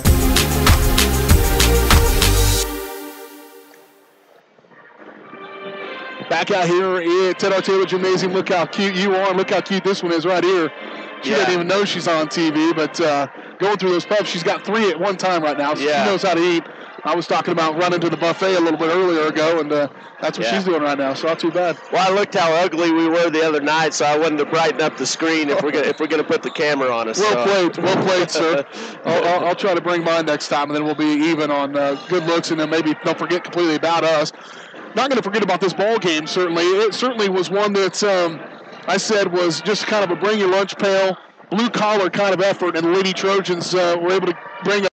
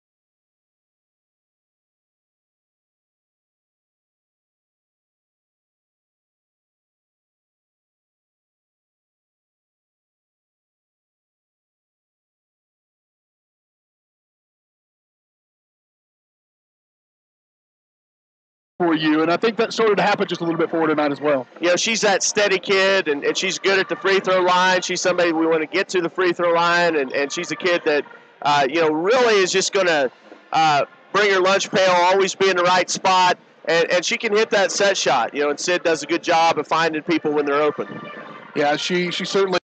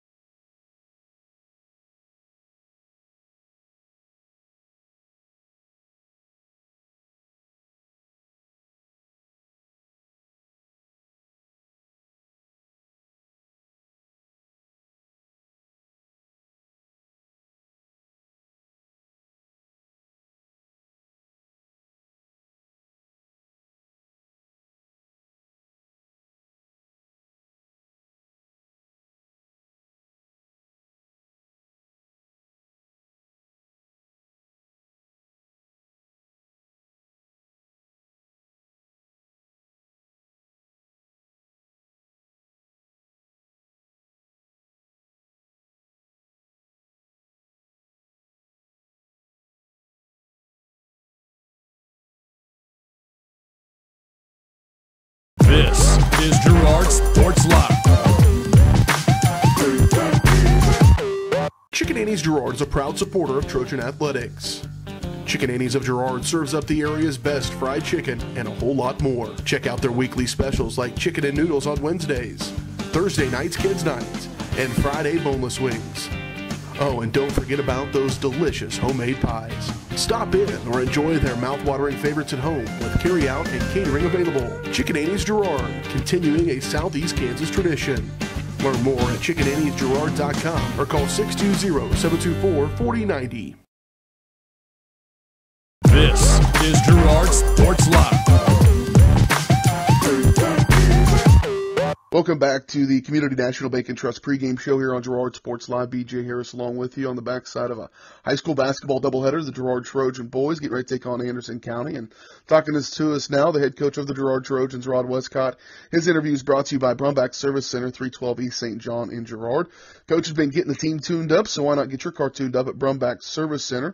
They offer oil changes, new tires, alignments, muffler repair, and even country clipper mowers. Stop by and see the crew at Brumback Service Center or call 620-724-6770. Coach, a good win last Friday night against Baxter Springs, one where you kind of had things under control, felt like you were cruising to victory, and then they put a little wrench in the plans and made things kind of interesting down the stretch. But in the end, you got a win here early preseason to get back to 500, get that first win as you kind of went and evaluated things. How'd you feel your team played, and what'd you kind of take away from that win?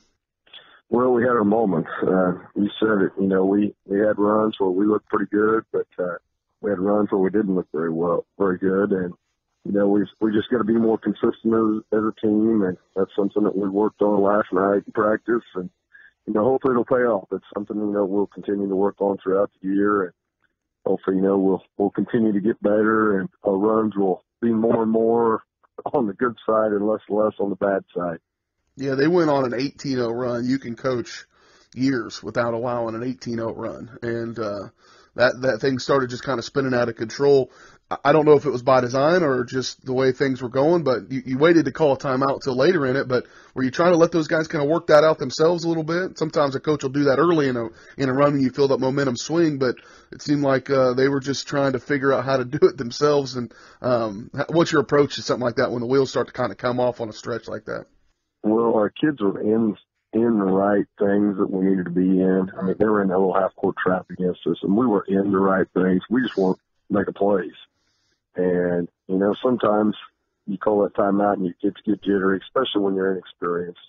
And you could tell that our mojo was really getting down, and I probably should have got one a little earlier than I did. But, you know, we never really did figure it out and make plays the way that we were capable of doing. But did make just enough to hang on. But it's one of those things that hopefully our kids can learn from, and hopefully I'll learn from too. I'll get a timeout a little quicker next time if we're in that situation again. But you know, we've got to do better under those situations and make sure that we can handle that press when it comes at us, because we're going to see it a lot, I'm sure, until we show that we can handle it. When things were going well, you know, on those stretch you mentioned, what was it? What are some of the things you can kind of pinpoint that say, hey, when we do this well, we're going to be able to go on 7 or 8, 9 runs, point runs? You know, we're better when we can get out and run the floor. Obviously, you get those easy baskets. And I feel like early on we had success doing that, but then I felt like as, you know, we were kind of getting close to putting them away, we got to where we were just looking to run, and we forgot about rebounding the ball. We didn't rebound very well in that second half, and it showed. You know, they got several opportunities at the basket, and, you know, we can't allow that. You can't allow teams to stick around, and if you do, you know, you'll be fortunate if you can come out on top, and that's really what happened the other night. We were fortunate because, you know, we did not play well that second half, but played just well enough to hang on, and hopefully we can learn from that. We watched the film last night. I think the guys understand, you know, where we went wrong and where the tides turned. So hopefully we'll get better from that. A couple of your new or younger guys, I thought you could kind of start to see their maturation a little bit. Ryder Worrell came in and started to build a little bit of confidence, pulled the trigger on a couple of long balls early on, but finally got his confidence under him. And then I thought Carter Doherty, they had a kind of a concerted effort about him. Braxter's long and lanky, but you could also see Carter maybe starting to kind of develop his own. And he does, he's got a little bit of growth to go, but still needs to kind of he still has a presence down inside the post that I think is beneficial to you guys. How'd you feel about those guys' performance the other night? Yeah, Ryder had a real nice game, really did. Played well, and we've seen that practice out of everybody. You can see it the first night, but again, probably the first night jitters. But I think as the season goes on, he's just going to get better and better. Carter's the same way. He scored some points that first game, but their length and their size, they dealt with it pretty well. They're bigs inside, but at the same time, we're better when he's on the floor. We need him out there. He just gives us that size that we really don't have. So good things from both of them. I thought a bright spot is Evan Troike on the boards. He tore the rebounds up the other night. And, with his size and things, but just going and getting the ball, he really did a nice job there. So if we can get 5 guys going to get the ball like that, that'll take care of our rebounding woes. And, that's something that we're striving for every night. So hopefully tonight we'll have a better outing and come out and play the way we're supposed to. All right, Coach. Well, it'll be a good one here against Anderson County. What do you know of them? What do you expect out of this ball game? Well, they got a big junior class. Play lots of juniors, and several of them started last year as sophomores, so they've got quite a bit of experience. They've got their best player back from last year, Rundle kid, big kid inside, big left-handed kid, and I think he's their only senior that sees many minutes. But nice player inside. In the past, they'd like to really get out pressure and try to turn you over and speed the game up. So if we can handle their pressure, we're going to get good looks at the basket. But that'll be key for us tonight is we've got to handle the pressure and make sure that we're getting good looks. I think if we can do that, then we'll be in good shape. All right, Coach. Well, it'll be a good one. Get to go back home to Ted R. Taylor Gymnasium as well. It's always good. We appreciate your time as always, and good luck tonight. All right, thanks, BJ. Head coach of the Girard Trojans, Rod Westcott, joining us here on the Community National Bank and Trust pregame show. His interview is brought to you by Brownback Service Center. We'll step away, take a quick break. So to come, we've got your keys to the game, starting lineups, and opening tip-off from Ted R. Taylor Gymnasium. It's the Trojans and the Bulldogs next on Girard Sports. This is Girard Sports Live.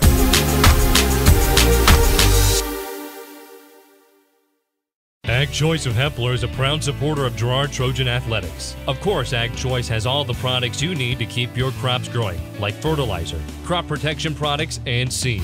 But Ag Choice is also the first stop for keeping your livestock operation going, with a great selection of farm supplies, equipment, and quality feeds. To find solutions to all of your agricultural needs, contact Joe Murphy of Ag Choice of Hepler at 620-368-4347. Ag Choice of Hepler is a proud supporter of the Girard Trojans. This is Girard Sports Live.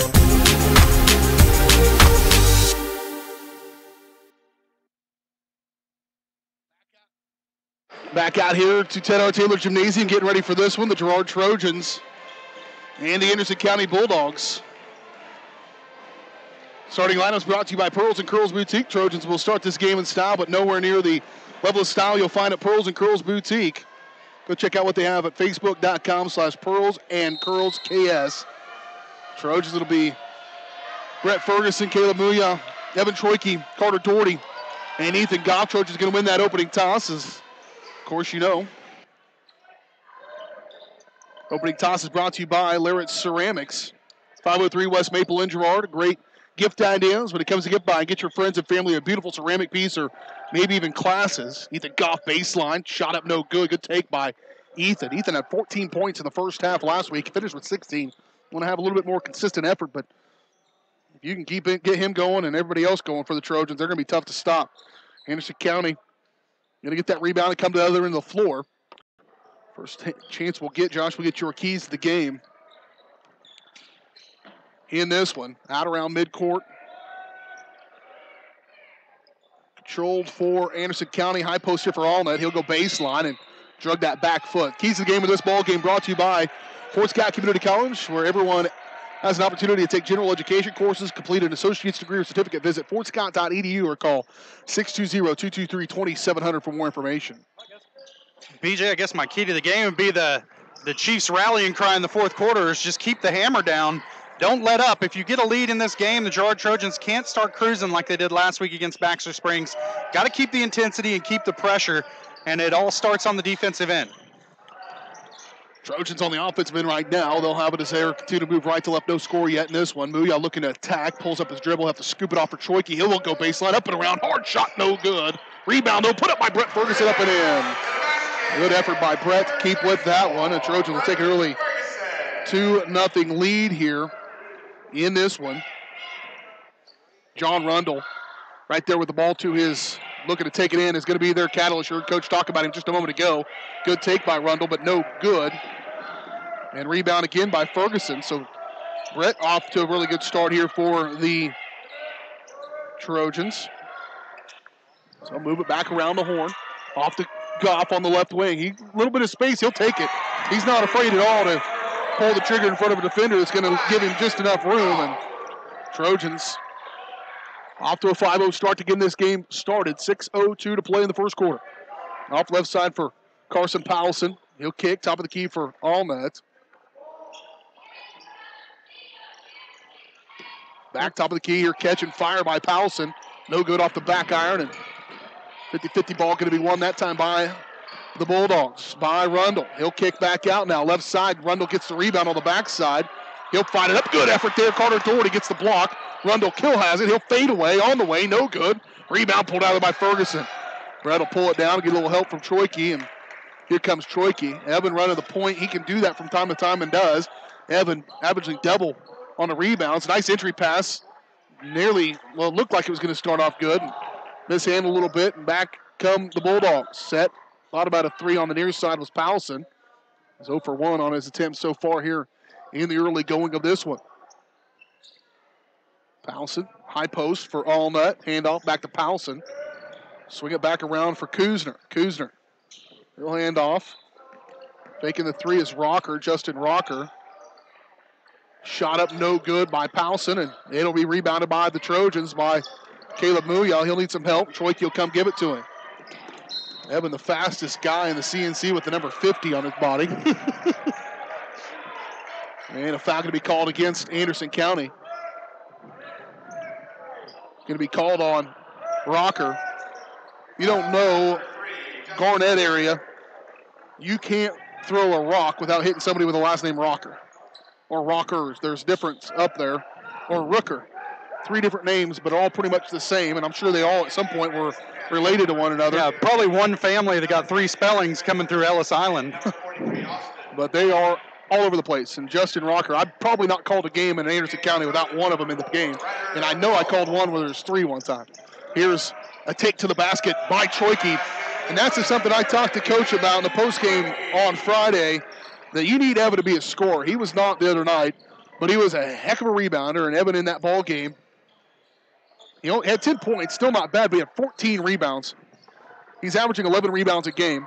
Here's a shot off the glass, no good. Rebound pulled out of there by Troike on cue. Up in front court, run to the floor, Ryder Worrell, who just checked into the ball game. He'll give it up to Troike on the left side. Ryder came in to replace Carter Doherty. They go to a little bit smaller set. Goff with it just to the right of the side, halfway through this first quarter. Skip pass, Muya, baseline, trying to draw some contact, no good, but on the rebound, he puts it up and in, and Caleb's on the board, his first bucket. Trojans out of the gate on a 9-0 run to start things here tonight against Anderson County, the second home game of the year. In the friendly confines of Ted R. Taylor Gymnasium. Off right side baseline, looking to go, no shot there. That is Garrett Edens.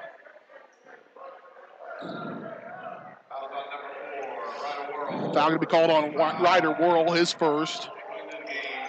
Team foul number 1 on the Trojans, and it'll be inbound from underneath the basket for Carson Powelson.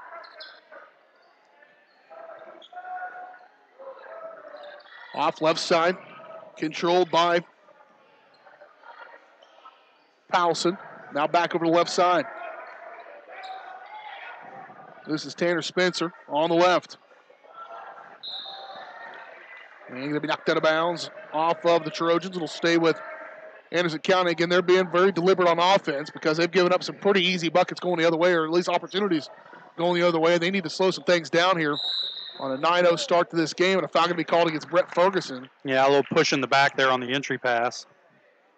Ferguson just battling for position. He's given up about 50 pounds there. Austin Piney also checked into the ball game for Anderson County, number 43 out there for you. You know, we talk about parts of the game that players need to, try and develop throughout the season. I think Ferguson needs to get a few quarter pounders. That's about the only part of his game I think he needs to develop, is just get some mass in there. Off to the right side. Checking in was Rocker just a moment ago as he came in to replace Powson. Back out around midcourt for Spencer. Score sheet on the right side of my hand is empty right now for Anderson County. They'll give it up back out around midcourt for Garrett Edens. He'll work off right wing for Rocker. Rocker working against Ryder Worrell. Another long possession here, under 3 minutes to play first quarter. Swatted away. Good defensive effort there by Evan Troike. Now, Anderson County has stats, just none of them are good yet. Brett's going to check out of the ball game. Ferguson will. Carter Doherty going to come back into the ball game. It's a basic rotation here. The six-man rotation for the Trojans. And then everybody else kind of equal opportunity. Baseline, nearly lost. Gathered back up on the take by Edens. Swatted out of the air. And now here's a near pickpocket by Ryder Worrell, and he's going to get called for the foul. It's going to be a second. Yeah, and I thought that, they could have gotten a foul on the offensive player there fighting for the ball, because he kind of grabbed a hold of Worrell and jerked him out of the way. He'll have to come out.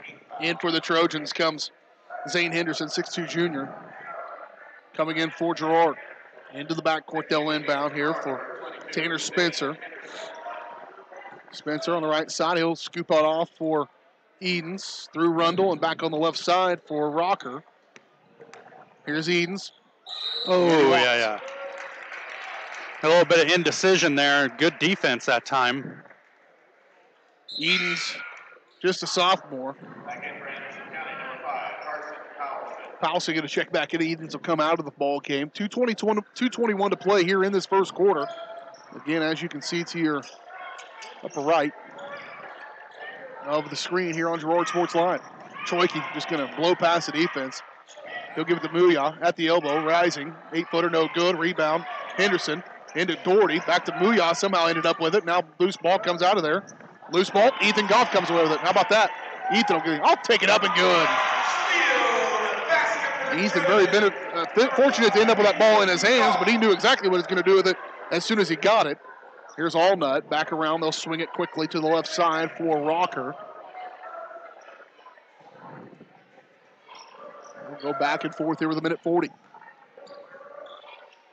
Trojans longer than Anderson County, and coach wanting to walk. He's not going to get it. Foul instead going to be on the floor against the Trojans, Ethan Goff, and Ethan usually pretty good about foul trouble. Not really usually a concern for him. Yeah, just got caught reaching in that time. Thought he had a shot at the ball and got a little bit of arm. Keisner come back into the ball game. He'll replace Spencer. They'll go back and forth here. Rocker, move off left wing. Thought about a three, didn't take it. Dump off inside for their main guy, Rundle. Stripped away again by Troike. Evan, he'll pull up. Little 10-footer. It's blocked from behind by Rundle. A little turnabout's fair play on that guy. Both those guys playing good defensive stops against one another. And it's going to stay with the Trojans here with a minute 13 to play first quarter. 11-0 run to start this ball game. Troike inbound from the far side. He'll give to Goff. Here's Henderson. Back over to Troike. Here's Goff. He wants to go baseline. Evan, he'll push one up. No good. Rebound. Gets his own rebound. What a good effort by Ethan Goff. He's got 7 already here in this first quarter, and that's what he did last week. On Friday, he had a really good first half. Here's a baseline and first bucket of the ball game here by Justin Rocker. Going to come with 44 seconds to go in the first quarter. Other end of the floor, Trojans don't get a point. Throw it up in front court for Rocker. Nope, that is Rocker. Up with the right hand, no good. Might close down that lane. Trojans Bulldogs miss another one. Now Trojans running. Muya trying to go up. He'll go to Carter. Doherty can't get it to go. Muya tipped it back. Doherty will get it back. He'll put it up and in. Trojans just dominating the boards right now. 15-2 is your score. Here's a three with 9 seconds left. No good. Rebound, Troike. Trojans have time. 5 seconds. 4. Troike, pull up. Little 8-foot leaner. No good. Booyah puts it back in the buzzer. Trojans end in a flurry in this first quarter. That was kind of fun. 17-2. Trojans had a 13-0 run to start things. Right now they lead by 15 after 1. We're back in 1 minute. You're watching Trojan basketball on Girard Sports Live.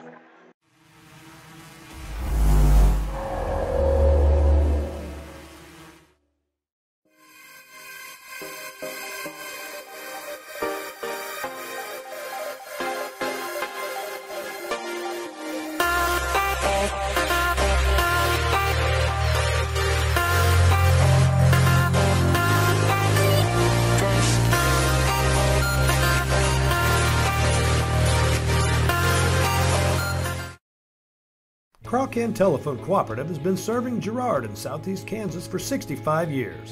In 1952, we helped our members connect with each other using telephone lines. Today, we connect our members with the entire world using fiber optics. While the technology has changed, our commitment to deliver it to our members has not. Good luck, Trojans, from your friends at Crawcan. Check us out on the web at ckt.net.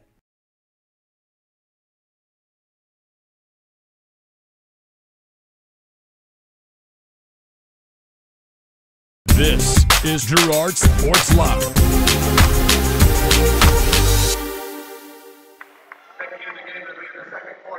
Yeah, it's good to know the old high school four-piece band is still a thing. You know, that was a stirring rendition of "Say It Ain't So" by Weezer. Yeah, literally had to be at least 25 years old. That song. Oh yeah, it's probably close to it. Yeah, it's older than anybody on this floor right now. You're older than I am by a lot.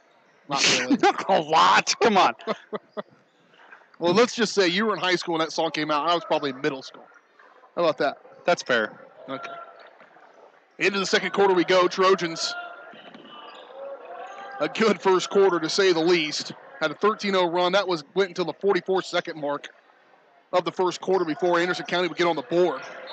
And then a double dribble or travel violation. That's 2 turnovers on Eden since he's been in the ball game. He'll come probably right back to the bench. Yeah, honestly, BJ, that song really takes me back to my second senior year. And that's the reason you went into broadcasting and media. Yeah. Inbound to Troike. Better than 2 freshman years, I guess you could say. Trojans back with it offensively, again up 17-2 as you go into the second quarter. Here's Muya. Trojans are doing that without really Caleb having a huge first quarter. He's got 4. Yeah. But this guy has Ethan Goff with it on the right wing. He has 7 in that first quarter. Kind of doing on both ends. Here's Muya into the paint. He'll elevate. Leader with the right hand. No good. Rebound. No good, but that's going to go the other way for Anderson County now. They'll step up. They're rocking fire 3 for all. Not no good. Rebound by Muya. And Caleb's averaging a double-double on the season. He's there on the rebound side as well. And Troike takes. He'll be fouled, and Evan will go to the free throw line to shoot too. Now, way to push it up the floor that time by the Trojans. I mean, Muya is a natural finisher, but he really started that break with that long outlet pass.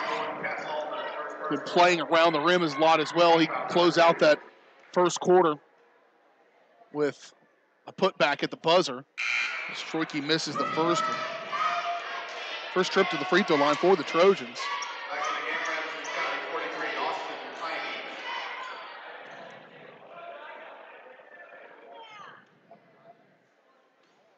Evan at the stripe to shoot his second.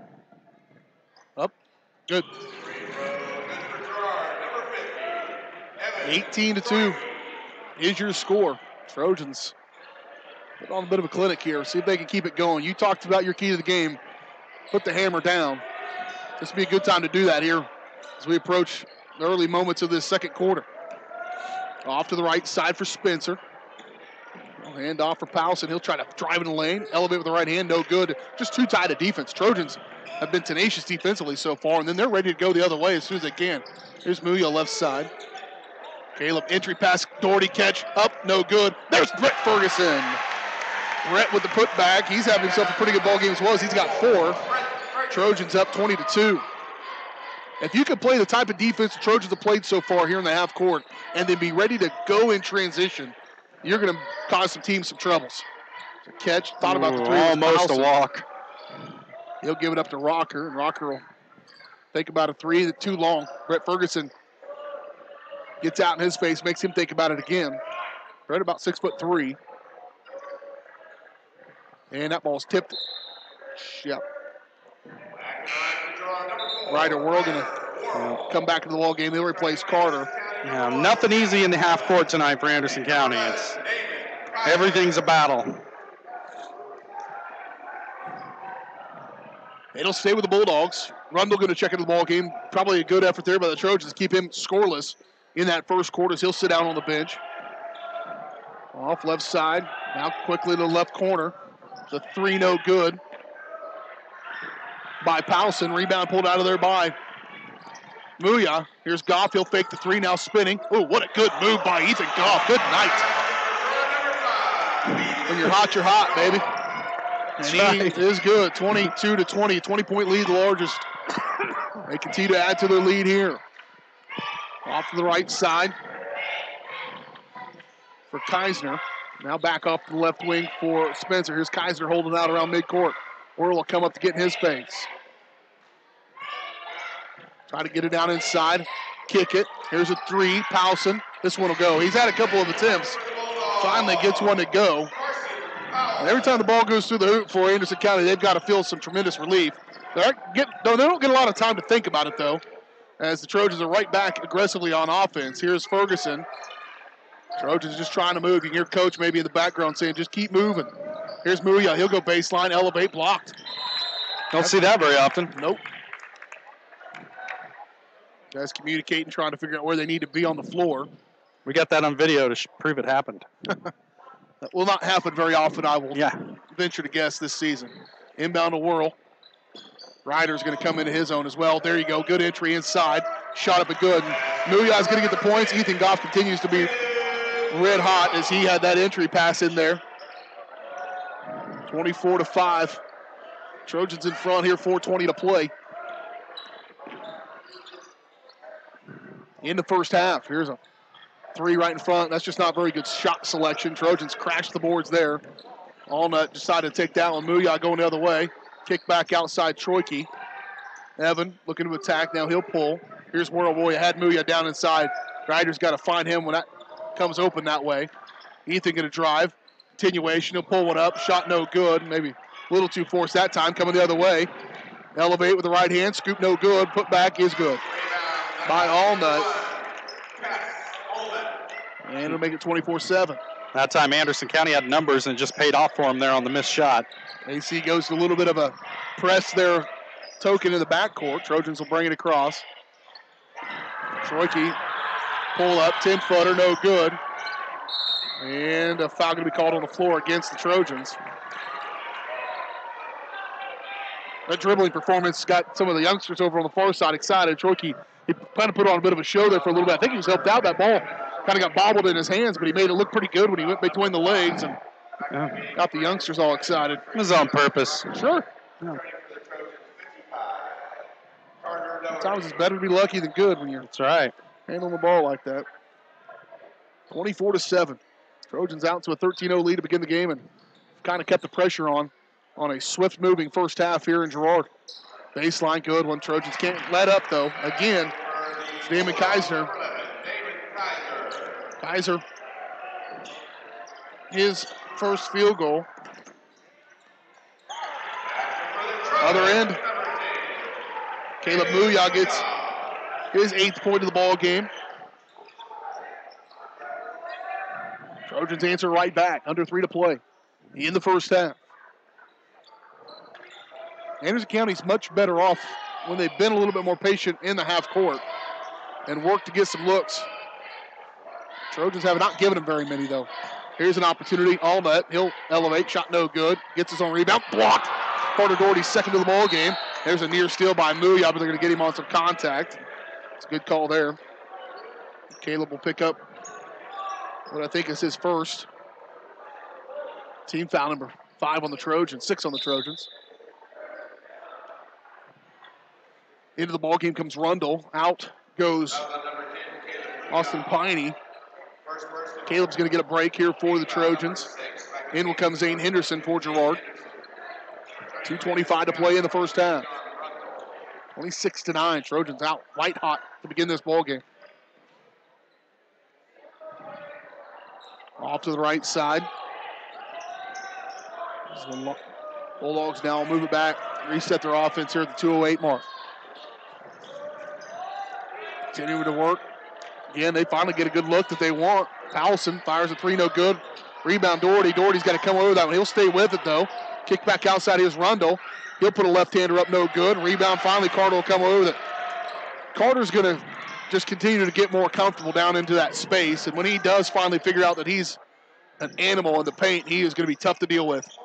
Such a big body, athletic. And here come the Trojans offensively. Goff attacking. Now he'll need help, and they're going to call travel. Man, they're quick with that travel tonight. I mean, he can stop. If his pivot foot doesn't move, it's not a walk. Just because he does what you weren't expecting him to do doesn't make it a travel.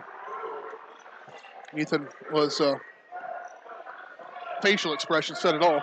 Yeah. Off left side. Ferguson back into the ballgame for the Trojans, so Muya comes back into the ballgame quickly as well. As Doherty and Worrell sit down. Number 10, Muya, second personal. Foul, number 7. Score clock went. No, just let it be. Let it be. Yeah, Muya that time getting caught with the foul way out far from the basket. I think that he got caught up in the air.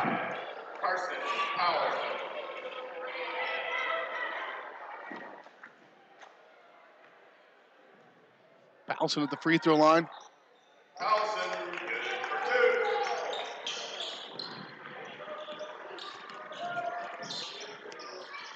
So he makes both of them, makes it 26-11. Down inside, shot no good. Here come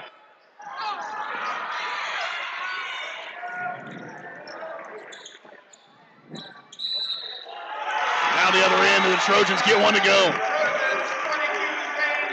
Zane Henderson gets the bucket for the Trojans, his first of the ball game. Troike gets it to him.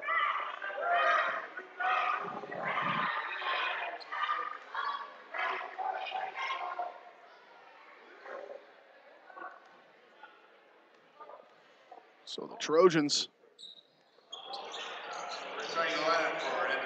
under a minute to play here in this first half.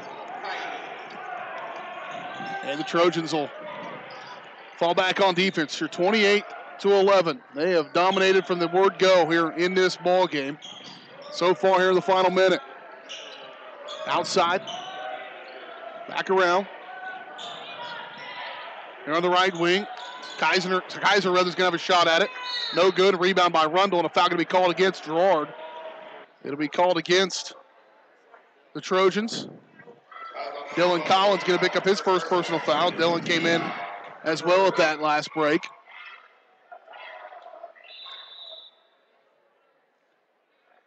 And so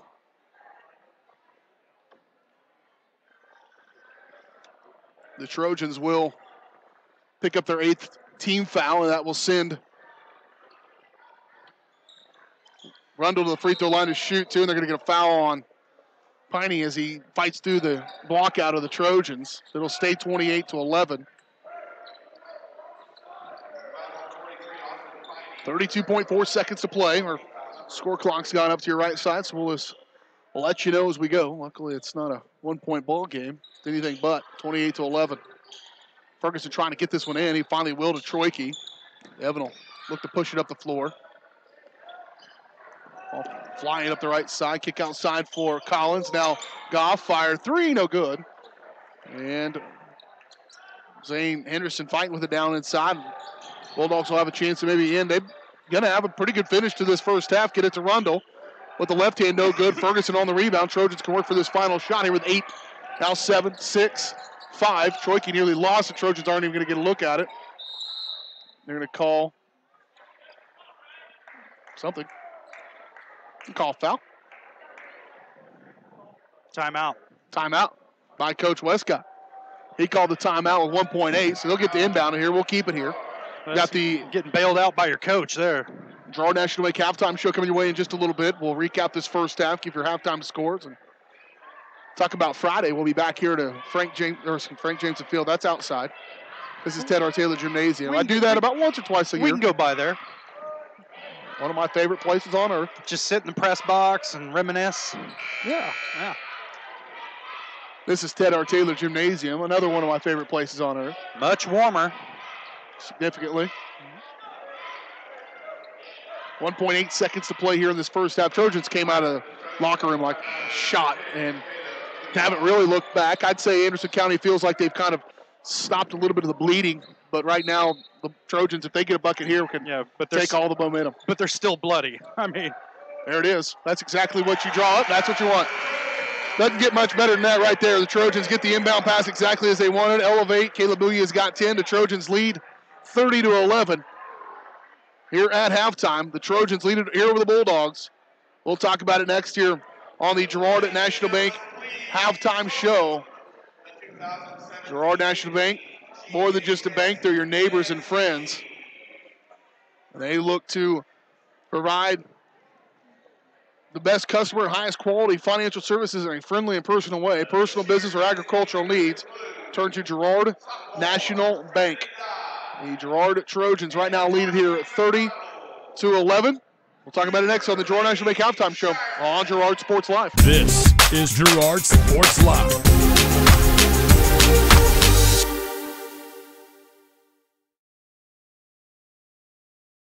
Girard National Bank brings you community banking at its best. Family owned and operated for over 80 years, Girard National Bank is committed to providing their customers with the highest quality financial services in a friendly and personal way.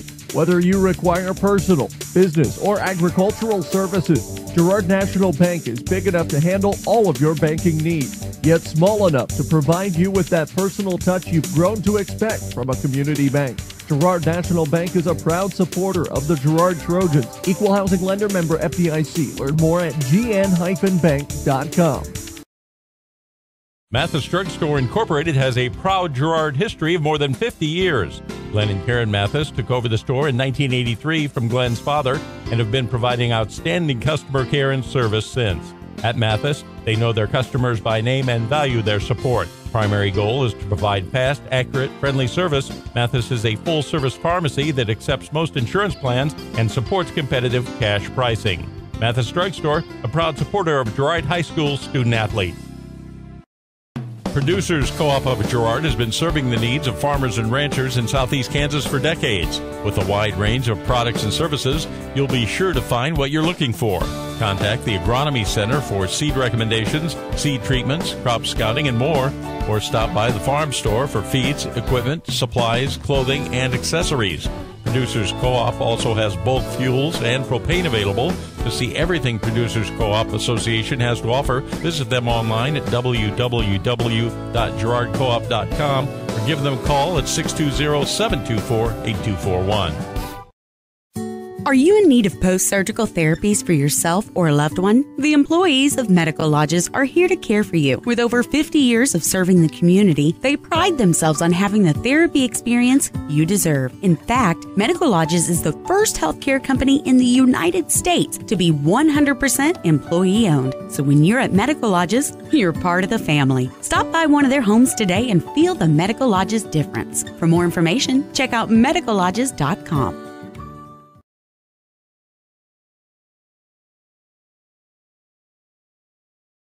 G&W Foods is the one-stop shop for everything you need to feed the family. With a great selection of quality, fresh, and delicious foods, you're sure to find something to satisfy every appetite. With friendly and knowledgeable staff, the folks at G&W Foods can help you find what you need so you can get in, get out, and on your way with your day. Plus, don't forget G&W Foods for the great daily lunch specials. Open 7 days a week. Check out their weekly Facebook-only specials. The G&W Foods family super wishes the Girard Trojans the best of luck.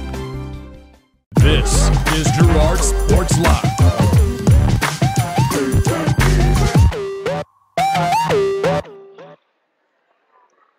Back out here at Ted R. Taylor Gymnasium. BJ Harris along with Josh Lettner here at halftime. The Girard Trojans. It's a quick-moving first half. Girard came out of the gates and have not really looked back. It's time to look at your eye on the game, brought to you by Kenora Eye Care. Thanks to the support from their community, they have nearly doubled their space and extended their hours with locations in both Pittsburgh and Girard. Kenora Eye Care is the clear choice. Kenora Eye Care, 620-235.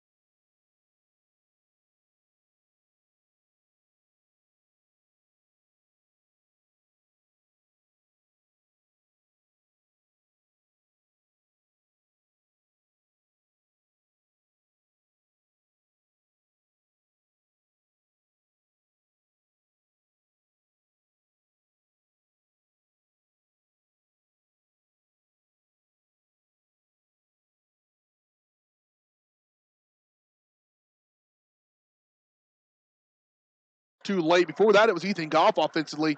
He knocked down a three early on in the ball game. Second field goal of the game was a three from Goff, and then he had 9 at the break. Trojans have spread around. They only had 4 guys score against Baxter Springs. You got a little bit more balance in your scoring, and they do that now.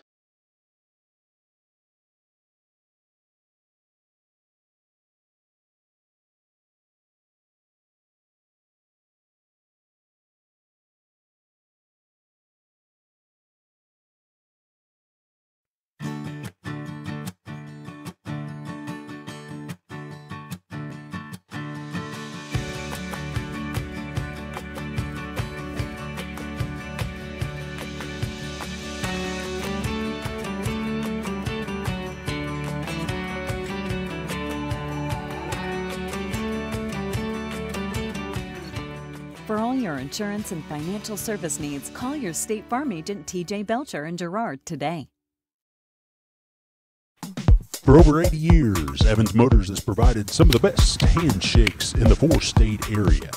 No matter what type of handshake a situation calls for, Evans Motors will guide the hand into its proper position with the correct amount of pressure. Risky handshakes, classic handshakes, or something in between, Nate and Eddie have an arsenal of shakes, roughly umpteen. So the next time you want an optimal handshake, come to Evans Motors in Pittsburgh. Mathis Drug Store Incorporated has a proud Girard history of more than 50 years. Glenn and Karen Mathis took over the store in 1983 from Glenn's father and have been providing outstanding customer care and service since.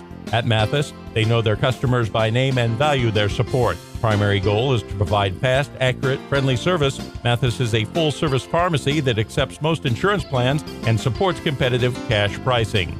Mathis Drugstore, a proud supporter of Girard High School student-athletes. Thanks to your support, Kenora Eye Care has expanded. With double the space, they offer more exam rooms, larger optical selection, and extended hours to fit your schedule. And with the latest technology, they can quickly diagnose any eye-related issues. All patients are welcome at Kenora Eye Care, the clear choice for your family's vision. This is Girard Sports Live.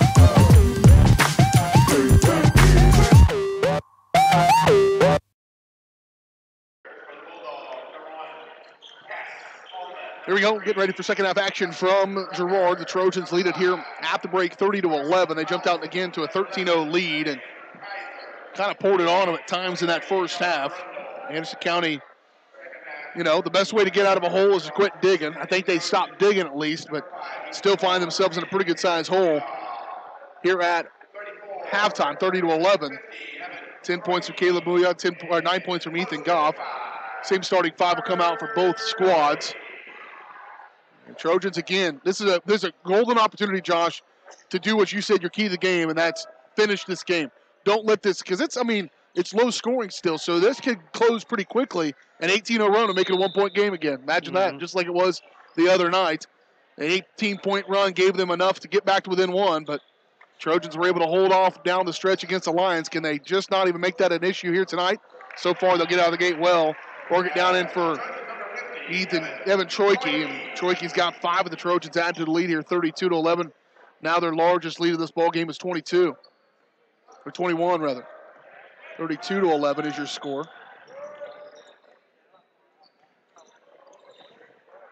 Dump it off for the Bulldogs. They've been fairly deliberate offensively, and it's worked out for them at times. Yeah, but at some point in time here in the second half, you're going to have to start getting quicker possessions because you need quite a few of them to get back in this game. You definitely need three-pointers to go like that and not rebound. And Caleb Dewey will go down and gingerly throw that one down. 34-11. That was a friendly dunk. Yeah. Those rims have been there for a long time. That whole setup is to bring down the roof. Is much older than Caleb is, I promise you that. There's a nice little scoop, no good though. Rebound by Caleb, and Caleb's gonna be pushing another double-double here tonight. He's pulled down a ton of boards. Cross court for Goff, and he'll come back. That had to be part of the conversation too for Coach was, let's finish this thing. Carter didn't realize where he was. If he had to do that over again, he would have taken that to the rack. I just don't think he had a full grasp. Oh, they lost Brett. Great movement without the ball. And I'm glad Brett was rewarded with that, because when you can move that well without the ball, you should get the reward, and he does. The Trojans are coming off into this third quarter like they started this ball game. Off the left side for Kaiser. Kaiser up off inside Rundle. Rundle's been pretty quiet. Kaiser blocked by Ferguson. Muya to Goff, and they'll have to pull it back. Good defense on transition for the Bulldogs. Trojans will reset here. I'm not sure if they really wanted that anyways. Take your time. Off left side for Muya. Back over to Goff on the right wing. Trying to go down inside. The deflection led to an alley-oop. It worked out pretty good. A timeout going to be taken by the Bulldogs. We will take it along with them. The Trojans off to a great start here in this third quarter. We're back in 30 seconds. You're watching Trojan basketball on Girard Sports Live. Are you in need of post-surgical therapies for yourself or a loved one? The employees of Medical Lodges are here to care for you. With over 50 years of serving the community, they pride themselves on having the therapy experience you deserve. In fact, Medical Lodges is the first healthcare company in the United States to be 100% employee-owned. So when you're at Medical Lodges, you're part of the family. Stop by one of their homes today and feel the Medical Lodges difference. For more information, check out medicallodges.com. This is Girard Sports Live.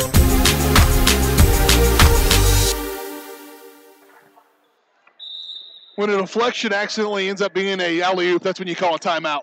And that's what happened for the Bulldogs. They'll try to enter pass down inside. Rundle all alone. He'll set his feet. Fire three, no good. Good rebound. Good offensive rebound. And a good effort there by Justin Rocker to get himself in the position. Couldn't get the putback, but he is found to go to the free throw line to shoot two. That was called on Goff, I believe, his second. Yeah, that's one of the things when you got your big man outside shooting a three, he brings his man out with him, and you lose some rebounding in there if you're the defense. Rocker going to stop this run. It was a 8-0 run to start this third quarter. Over the 5:32 mark. He makes them both. 38-13. Trojans back on the other end. And a turnover. Going to be Ryder Whirl. Ryder's still getting his varsity legs under him. But once they come, I'm telling you, he's going to be a good one. Off left side for the Bulldogs. They move it back around the top of the key. Dump off inside Rundle. Kick. 3 by Powson. No good. He's taken quite a few of those and has one to show for it. Whirl, they're going to put some pressure on him in the backcourt. Goff will get it. Cross to Ferguson. Ferguson into Whirl. Whirl, dump off Doherty. One too many passes perhaps. Doherty will keep fighting for it off the glass and good. Yeah, that was a good effort by Doherty because he didn't catch it clean. He had to pin it on his hip, but able to gather himself and get his shot. Kick, right wing, 3 on the way by Rocker, good. Well, just like that, he goes back. Rocker's off to a pretty good start. He's got 5 here. All 5 of their points in this third quarter. Trying to shake and bake there for Whirl. Swatted out of bounds. Stops the clock at 4:27. Evan Chorkey going to come back in the ball game. Pretty nifty little behind the back move there by Whirl, but needs to be a little bit crisper with his passes. Well, and it's anticipation too. It's recognizing that that guy's there now, but he's not going to be there when you decide to pull and throw the ball. And that anticipation, something just comes. But his given ability is something that takes some time to develop. And he'll have it. Off left side, Doherty's. He'll move it through him. He'll give way to Whirl. Off to the right side now for Troike. Here's Muya. He'll drive. Kick. Troike, catch, fire. Long 2. Oh, 3. That was a 3 up and good by Evan Troike. He's got 5. Give him 8 for the ball game. That was his total. He had 10 the other night. 43-16. You can hear Rod Westcott barking in the background, still coaching. Trojans is going to get called for a foul going to be called against Anderson County. It's going to stop a fast break opportunity. Foul called on Cass Allnut. Out goes Kaiser. Out goes Rocker. In comes Spencer, along with Edens. Full court pressure going to be applied. Trojans will attack it. Now pull back for Muya. He'll direct traffic, Will Caleb. He'll drive with the left right hand. No good. That one just took a bad bounce. It's a good move to the rim. Ferguson gets it away with. Good help by Zane Henderson on the defensive effort. Trojans will come back. Troike will pull back. Good look by Troike. Henderson couldn't get it to go. Rebound pulled out of there by the Bulldogs. Here they come, and a foul can be called on Evan. His second, team foul number 2 on the Trojans here in this second half. 3:25 to play in the third quarter. Trojans lead at 43-16. We apologize. Our score bug is ran out of gas. Ran out of juice. Forgot to fill it up. Stop at mini stop and ran out of bug juice. Yeah. Nice move by Rundle. Probably the best example of the kind of player he can be in this ball game. Trojans go the other end, right to Whirl. Henderson, he'll go up, he'll be fouled, and Zane will go to the free throw line to shoot 2. Whirl really made that play because he tracked down that pass, which was pretty long for him to do anything with, able to save it in bounds, and gets his man a shot and a foul, trip to the line. Foul was called on Allnut, his third. Team foul number 2 on the Bulldogs, and Henderson going to the free throw line. Some of his most significant minutes we've seen, and he's making them count. He's got 3 points. Allnut will sit down with those 3 fouls. In comes Austin Piney for the Bulldogs. Here's Henderson, missed the second. Follows his shot, though, fighting for the rebound, and he wanted a jump ball, didn't get the benefit of the doubt, and now here come the Bulldogs. Probably not going to get the benefit of the doubt in a 44-18 game. He'll get called for the foul on the other end. And Piney going to go to the free throw line to shoot, too. We're back in action coming up on Friday as Liberal? Are they the Bulldogs also? Liberal, yeah, Bulldogs, yeah. Liberal Lots of Bulldogs. This is the Bulldogs. week of the Bulldogs. Week of the Bulldogs. And they are And also the year of the monkey. I don't know what they're it also is, but- black and red. Yeah, every team is, just about. That'd be 3 straight. That'd be 3 straight black and red and white teams that we've had, Baxter Springs. 4 straight. Red and gold was Labette County. Yeah. So when I was doing a stint, when I did a decade in Nebraska one year, every team was the Longhorns. Oh, well, they might think that that's the only animal.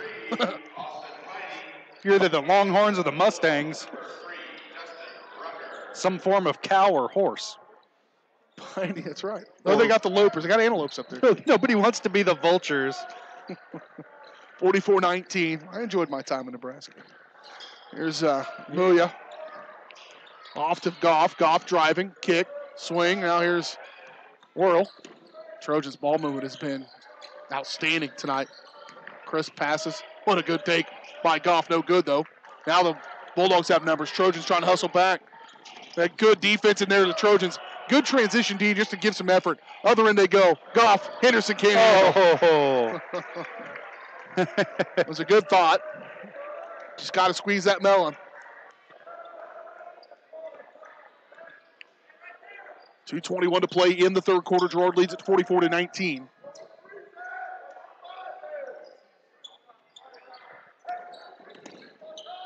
Here's Rundle. Long three, or short three, no good. Left it short, in fact. There's a jump ball in favor of the Bulldogs. Carter Doherty getting ready to come back into the ball game. Dylan Collins going to come back to the ball game as well. They'll replace Ferguson and Muya. Caleb going to get a break.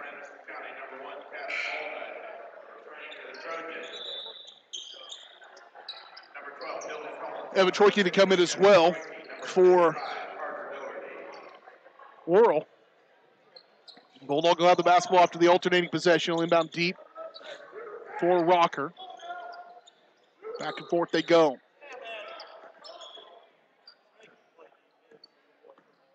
Rocker, give it up. Down inside they go and mishandled, but still managed to be gathered up. Here's Edens. He'll go into the paint block. Third of the ball game for Carter Doherty. Starting to make his presence known down in the paint. Troyke running the other way. He'll get the shot up, but it's not going to go. Evan's going to go to the free throw line. It's great to see Evan be more aggressive offensively. I think just like we talked in the girls' game, like Gabby Sands needs to be there offensively. Evan can kind of be that way too because he's so crucial defensively and on the boards.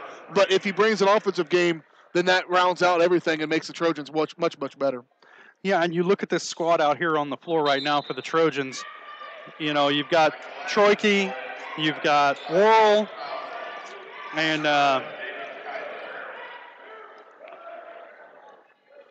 Worrell just set out. Yeah, and just a lot of speed out there in this lineup for the Trojans. They got up and down the floor very quickly. Troyke missed the first, made the second. 45-19. Here's a three, no good. Rebound good. Possession down low by Henderson. Troyke going to run with a little bit. Now he'll pull back. On the left side. Oh, Doherty's there. He had position. They missed him. On the backside. Here's Henderson. Back screen there, and here comes Troyke. And he'll pull back and reset with 1:16 to play in the third quarter. Trojans leading at 45-19. Off to Goff. Ethan again, 9 points in the first half, mostly in the first quarter. Quiet here in the second half offensively. Trojans just taking their time here, under a minute to play now in this third. Into Henderson, got to hold on. He'll kick back, Troyke. Troyke now in the paint. He'll pull up, little bunny in the paint, good. It's a good way to end that possession. It was a long one. The Trojans got points out of it. Right at 47-19. Off the right side for Kaiser. Now they move it back to the corner for the big fella, Piney. Back outside for Kaiser here. Rocker, Piney to 12-footer, no good. Rebound, good strong rebound there by Carter. And here come the Trojans. There's Troyke, he'll go up, nearly lost it. Henderson, baseline jumper, no good, missed it badly. Collins nearly comes up with a rebound. And now 10. Quickly up in front court they run. Up with the right hand, good on the layup by Powson. Trojans go the other end. Carter Doherty put it up at the buzzer. Good. They do count it. Good running. Hey, you talk about speed. There's Carter Doherty, his big body coming down the floor to get that one laid up with the right hand. Carter had 4 in the third. He's got 6 for the ball game, and the Trojans lead at 49-21. We're back in 1 minute. You're watching Girard Trojan basketball on Girard Sports Live. Norris Outdoor has a huge selection of quality billboards spread throughout southeast Kansas, giving you the ability to put your business in front of thousands of customers daily. But did you know? Norris Outdoor can also be where you get your next digital sign for your business, school, church, or sports venue. Norris Outdoor Signs is now a distributor of Sky Slate digital signs, giving you direct from the manufacturer pricing and giving your business a brand new look with high-resolution digital signage. To learn more, call Jared Norris at 620-249-7462. Norris Outdoor is a proud supporter of the Girard Trojans. Peony Dental is a proud supporter of the Girard Trojans. Chris Peony DDS offers exceptional dentistry for all ages in a friendly atmosphere. In fact, Chris Peony has been caring for smiles since 1993. No wonder so many Trojan fans look so good. Peony Dental offers preventative care, Invisalign, whitening, bridges, crowns, and more. Stop by today and ask about the all-new CEREC dental system, offering same-day crowns, start to finish, right there in the office. To learn more, visit them at 106 South Ozark in Girard or go online to peonydental.com.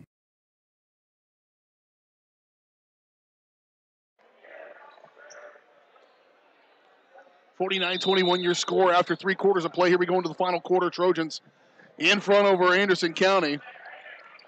We'll have the basketball as we come out as well, moving from left to right as you watch it here. Trojans continue to attack, give and go there. Muya going to force it up. Doherty there on the rebound, put back. Carter coming alive here in the second half. He's got 6 second-half points. Trojans lead it by 30, 51-21. Here, top of the key, they'll move it back around while Anderson County's been started out this game. If they had to do it over again, they'd like to have started differently. It may have been a different outcome, but they kind of dug themselves in a hole they have not been able to really overcome here. Trojans have had a lot to do with that, of course. Yeah. Troike. Caleb, I don't think he knew he was going to be that open. Yeah, I didn't know everybody's going to run away from him. He's got 14, and his fellow classmates on the far side say throw that down. Here's a 3 up and good by Allnut. It's just their second 3-pointer of the ball game, and they need a few more of those to fall earlier on. 53-24. There's Goff. He'll attack. Ethan blocked. But a rebound by Brett Ferguson. And I tell you what, we talk about role players and getting scores, and that's not what they had that night against Baxter Springs when they went on their run. These other guys have really contributed nicely. Now all of a sudden the Bulldogs come alive here in this fourth quarter. Yeah, it's all from behind the arc, though.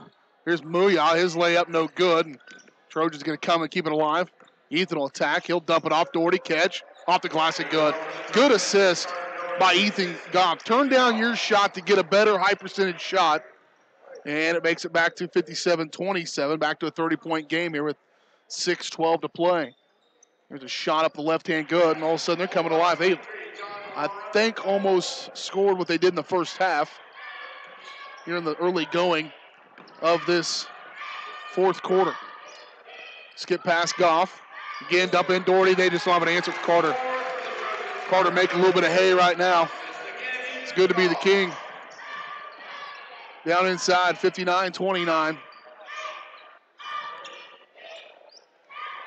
Both teams exchanging points right now. Rundle, it's a true stroke there. Those two are going exchanging points. I think they had an agreement there at the quarter, said, hey, let's pad our offensive stats for a while. Here's Muya. Skip outside for Goff. He'll pull back, bring it around midcourt. Behind the back. Let's play there, Shetty. Here's Troike. Ferguson had it open inside if he looks. He'll go the path of most resistance and come back around. If he goes baseline, he was going to walk it to the line or walk it to the rim. Good defense, good hustle, good effort all around by Powelson. Just kept with it. He's not going to get the basketball, but that's good effort here late in the ball game with the clock running. Worrell going to check in. Collins will check in. Henderson will cut in. Carter Doherty will check out. Troike will check out. Muya will check out. I would suspect that would be the end of the game for those three guys. Here with the clock ticking. After 30 points, they often will let that clock run, and that's what they did at that dead ball. A couple other youngsters going to get into the ball game as well for the Trojans. Here's a three, no good by Goff. Cleaned up by Collins. He'll put it back. That's no good. Rebound pulled out of there by Allnut for the Bulldogs. Here they come. Off to the corner. Dump off inside Rundle. Turn around, jumper on the way, good. Rundle, I'm going to think, where you been all night, buddy? 59-33. Trojans trying to get across. They do to Goff. Ethan will drive, trying to draw contact. He'll get it to roll in. His first field goal of the second half, but he's in double figures with 11. Rundle. And a foul going to be called on Brett Ferguson. Brett got a little bit of foul trouble the other night, but he's been able to stay out of it here tonight. That's just his first I have him for. Just the third team foul. This has been a very fluid ball game. I am more than grateful for that. Now some more youth into the game for the Trojans. Alan Thompson comes in. Taylor Bruning comes in the ball game for the Trojans. Taylor Bruning, a 5'8 junior. Thompson, a 6-foot sophomore. Collins in backcourt just trying to get it across. Ball knocked around, and it's going to go out of bounds off of the Trojans, so it'll stay with the Bulldogs. Go back to the Bulldogs there. Good defensive pressure in the backcourt.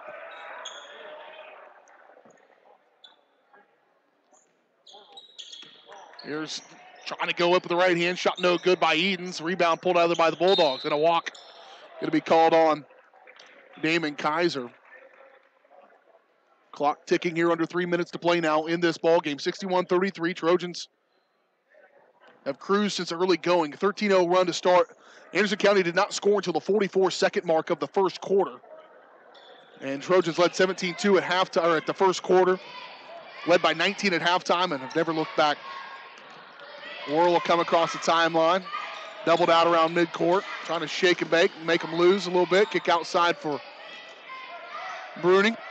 Knocked to the backcourt. Going to be tracked down by Thompson. And we're going to stay aggressive there. And Thompson gets a little contact. Well, if you can't make the block, make the tackle. That's right. You know. Subs coming in here for Anderson County. And these kids are going to take their lumps a little bit this year, but Anderson County, not a terribly experienced team, I don't believe. Junior,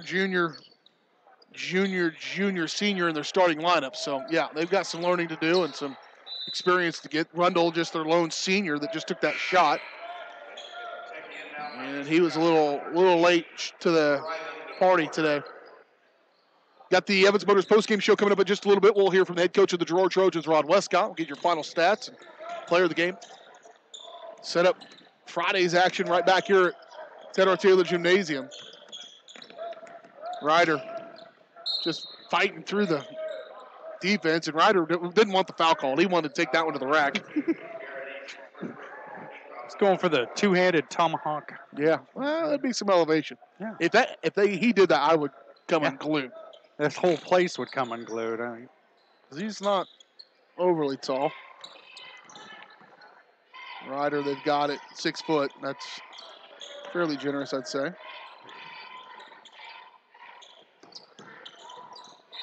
Only if life operated from basketball roster sizes. Yeah, no doubt. I'd be 6'2", about 245. Yeah.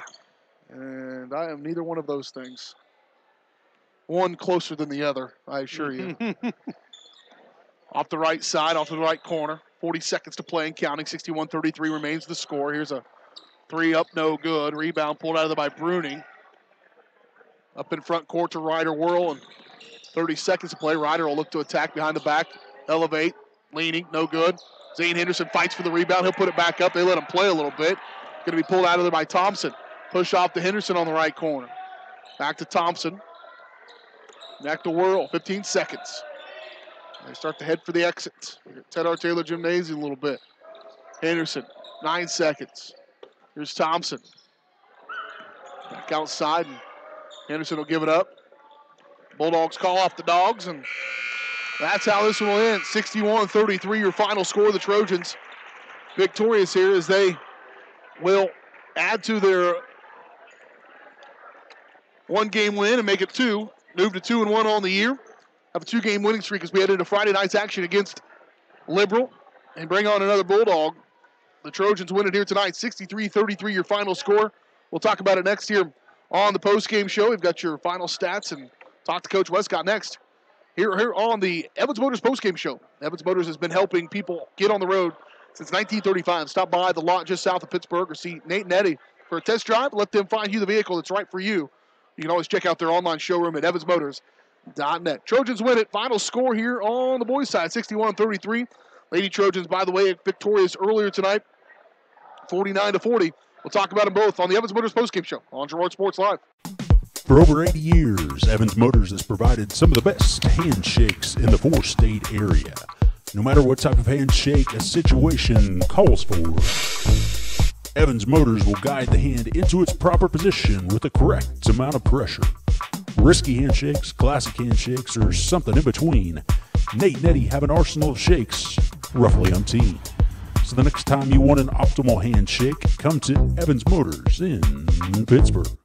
Farm Bureau is proud to support Girard High School student athletes. At Farm Bureau Financial Services, their #1 goal is to make insurance simple. Agents Judd Sasho, Lori Johnson, and Lisa Sasho take pride in educating their clients and members so they are able to make the best decisions. There's a lot of information out there, and at Farm Bureau, they can explain it in a way that relates to you so you can apply it to your life, family, farm, and future. To learn more, contact Judd, Lori, or Lisa at 620-724-4213. Go Trojans! First National Bank of Girard is proud to be the oldest bank in Crawford County, serving the area since 1878. With 139 years of experience, it's no surprise First National Bank of Girard has such a great reputation for quality customer service. First National Bank of Girard is committed to providing the best quality products and services, including online banking and bill pay, loans, CDs, and more. Use the convenient drive-up window or come on in and see all of the friendly faces at First National Bank of Girard. Proud supporter of Trojan athletics. You built a castle so that the prince and princess can live happily ever after. You brought the sunshine to shine upon the whole family's future. But when the sun hides behind the clouds, State Farm can help.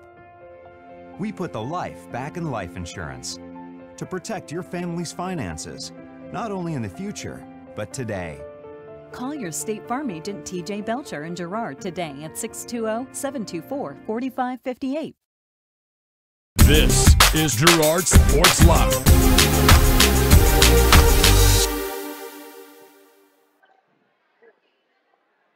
Well, relatively empty stands. Still some meandering fans out on the court here at Ted R. Taylor Gymnasium. The Trojans victorious here on the boys' side, 61-33. Lady Trojans won earlier tonight, 49-40.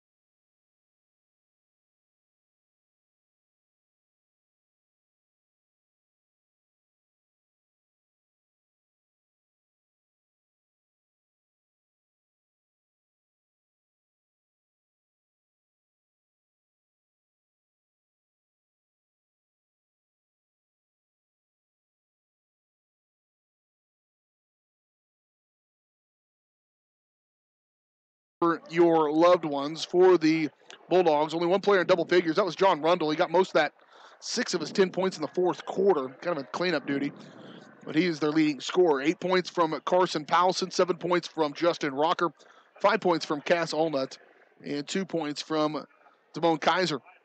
For the Bulldogs, they finished with 33. For the Trojans, 4 guys in double figures. That's ideal for Girard. 14 points from Caleb Muya. Well below what he had been doing. He had 29 and 24 in the previous 2, but if you can spread it around a little bit, that's going to be better, I think, in the long run.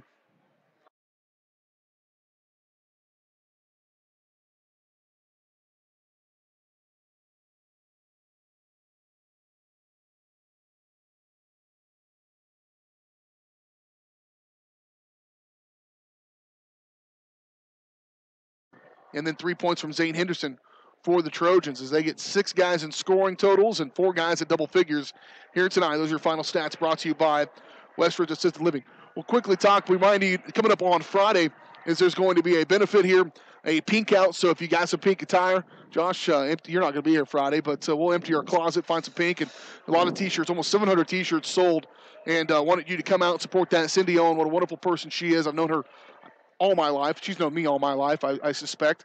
And she will be, she's fighting some cancer, fighting breast cancer for the second time. And so the Trojan family came together, can have a benefit. They had a silent auction out here. That'll continue on Friday. Bring out your checkbook and come to the silent auction. Also at Chili Feed on Friday. In the Commons, you'll be able to do the silent auction, Chili Feed. If you don't want to come out to the game, you can still do all that stuff. So I encourage you to come out and do the pink out and raise some money for a great cause. Yeah, it is a great cause, BJ. And even if you didn't know Cindy, everybody out there has a family member who's been affected by cancer. We know how hard that battle can be, and you put on top of that the financial burden of it, and it just becomes a lot for a family to handle. And this type of benefit's intended to kind of take some of that burden off of Cindy's family. So a good benefit, and hopefully the community turns out for it. 61-33, your final score here on this one. The Girard Trojans win it here over the Anderson County Bulldogs. We're going to step away, take a quick break. We'll come back. We'll talk to the head coach of the Trojans, Rod Westcott, on the Evans Motors postgame show on Girard Sports. Chicken Annie's Girard is a proud supporter of Trojan athletics. Chicken Annie's of Girard serves up the area's best fried chicken and a whole lot more. Check out their weekly specials like chicken and noodles on Wednesdays, Thursday nights kids nights, and Friday boneless wings. Oh, and don't forget about those delicious homemade pies. Stop in or enjoy their mouth-watering favorites at home with carry-out and catering available. Chicken Annie's Girard, continuing a Southeast Kansas tradition. Learn more at chickenanniesgirard.com or call 620-724-4090. Producers Co-op of Girard has been serving the needs of farmers and ranchers in southeast Kansas for decades. With a wide range of products and services, you'll be sure to find what you're looking for. Contact the Agronomy Center for seed recommendations, seed treatments, crop scouting, and more, or stop by the farm store for feeds, equipment, supplies, clothing, and accessories. Producers Co-op also has bulk fuels and propane available. To see everything Producers Co-op Association has to offer, visit them online at www.girardcoop.com or give them a call at 620-724-8241. This is Girard Sports Live.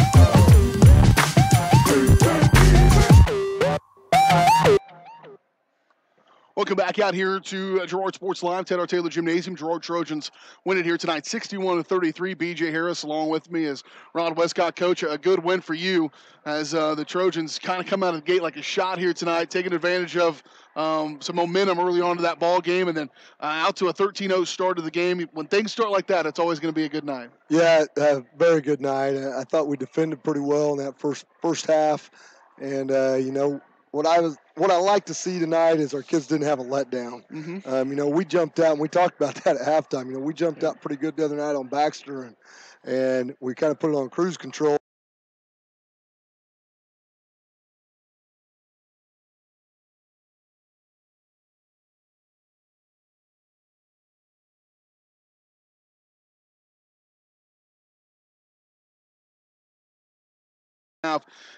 Sharing the basketball, very good. Some good shots to better shots at times on the offensive end of the floor, and 4 guys in double figures. That's got to be important. Yeah, it is for sure. I thought our guys did a nice job of sharing the ball and getting good looks for the most part. We had a couple that were suspect tonight, but that's going to happen. Hopefully by the end of the year we've got all those kinks worked out, and we know what a good one is and what a good one isn't. But for the most part.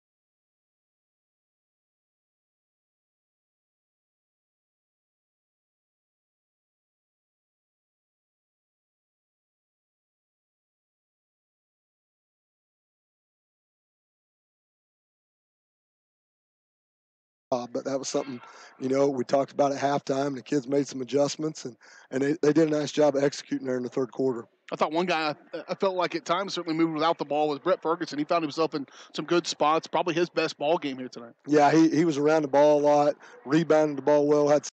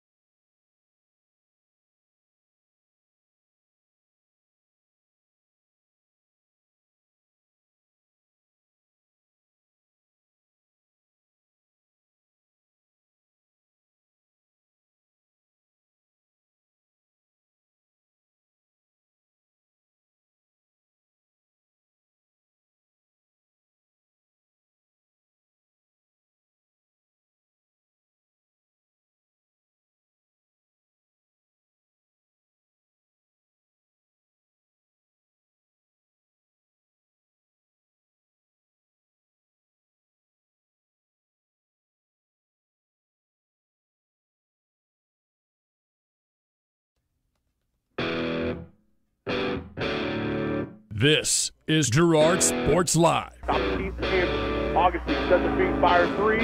Good! Girard Sports Live is presented by Croc-Can Telephone, your community technology partner. Also by Ag Choice of Hepler, American Family Insurance, Jenny Collins Agency, Bradshaw Collision Repair, Brumback Service Center, Call Service, Chicken Annie's of Girard, Chris Paoni, DDS, Community National Bank and Trust of Girard, Evans Motors, Exchange State Bank, Farm Bureau Financial Services, First National Bank, Fort Scott Community College, G&W Foods Family Super, Girard National Bank, Canar Eye Care, Larrett Ceramics, Lehman Realty, Mathis Drug, McClellan Sanitation, Medical Lodges Girard, Norris Outdoor, Pearls and Curls Boutique, Producers Co-op Farm Store, Producers Cooperative Association, TJ Belcher at State Farm Insurance, and Westridge Assisted Living. Off to Hanson. Hanson,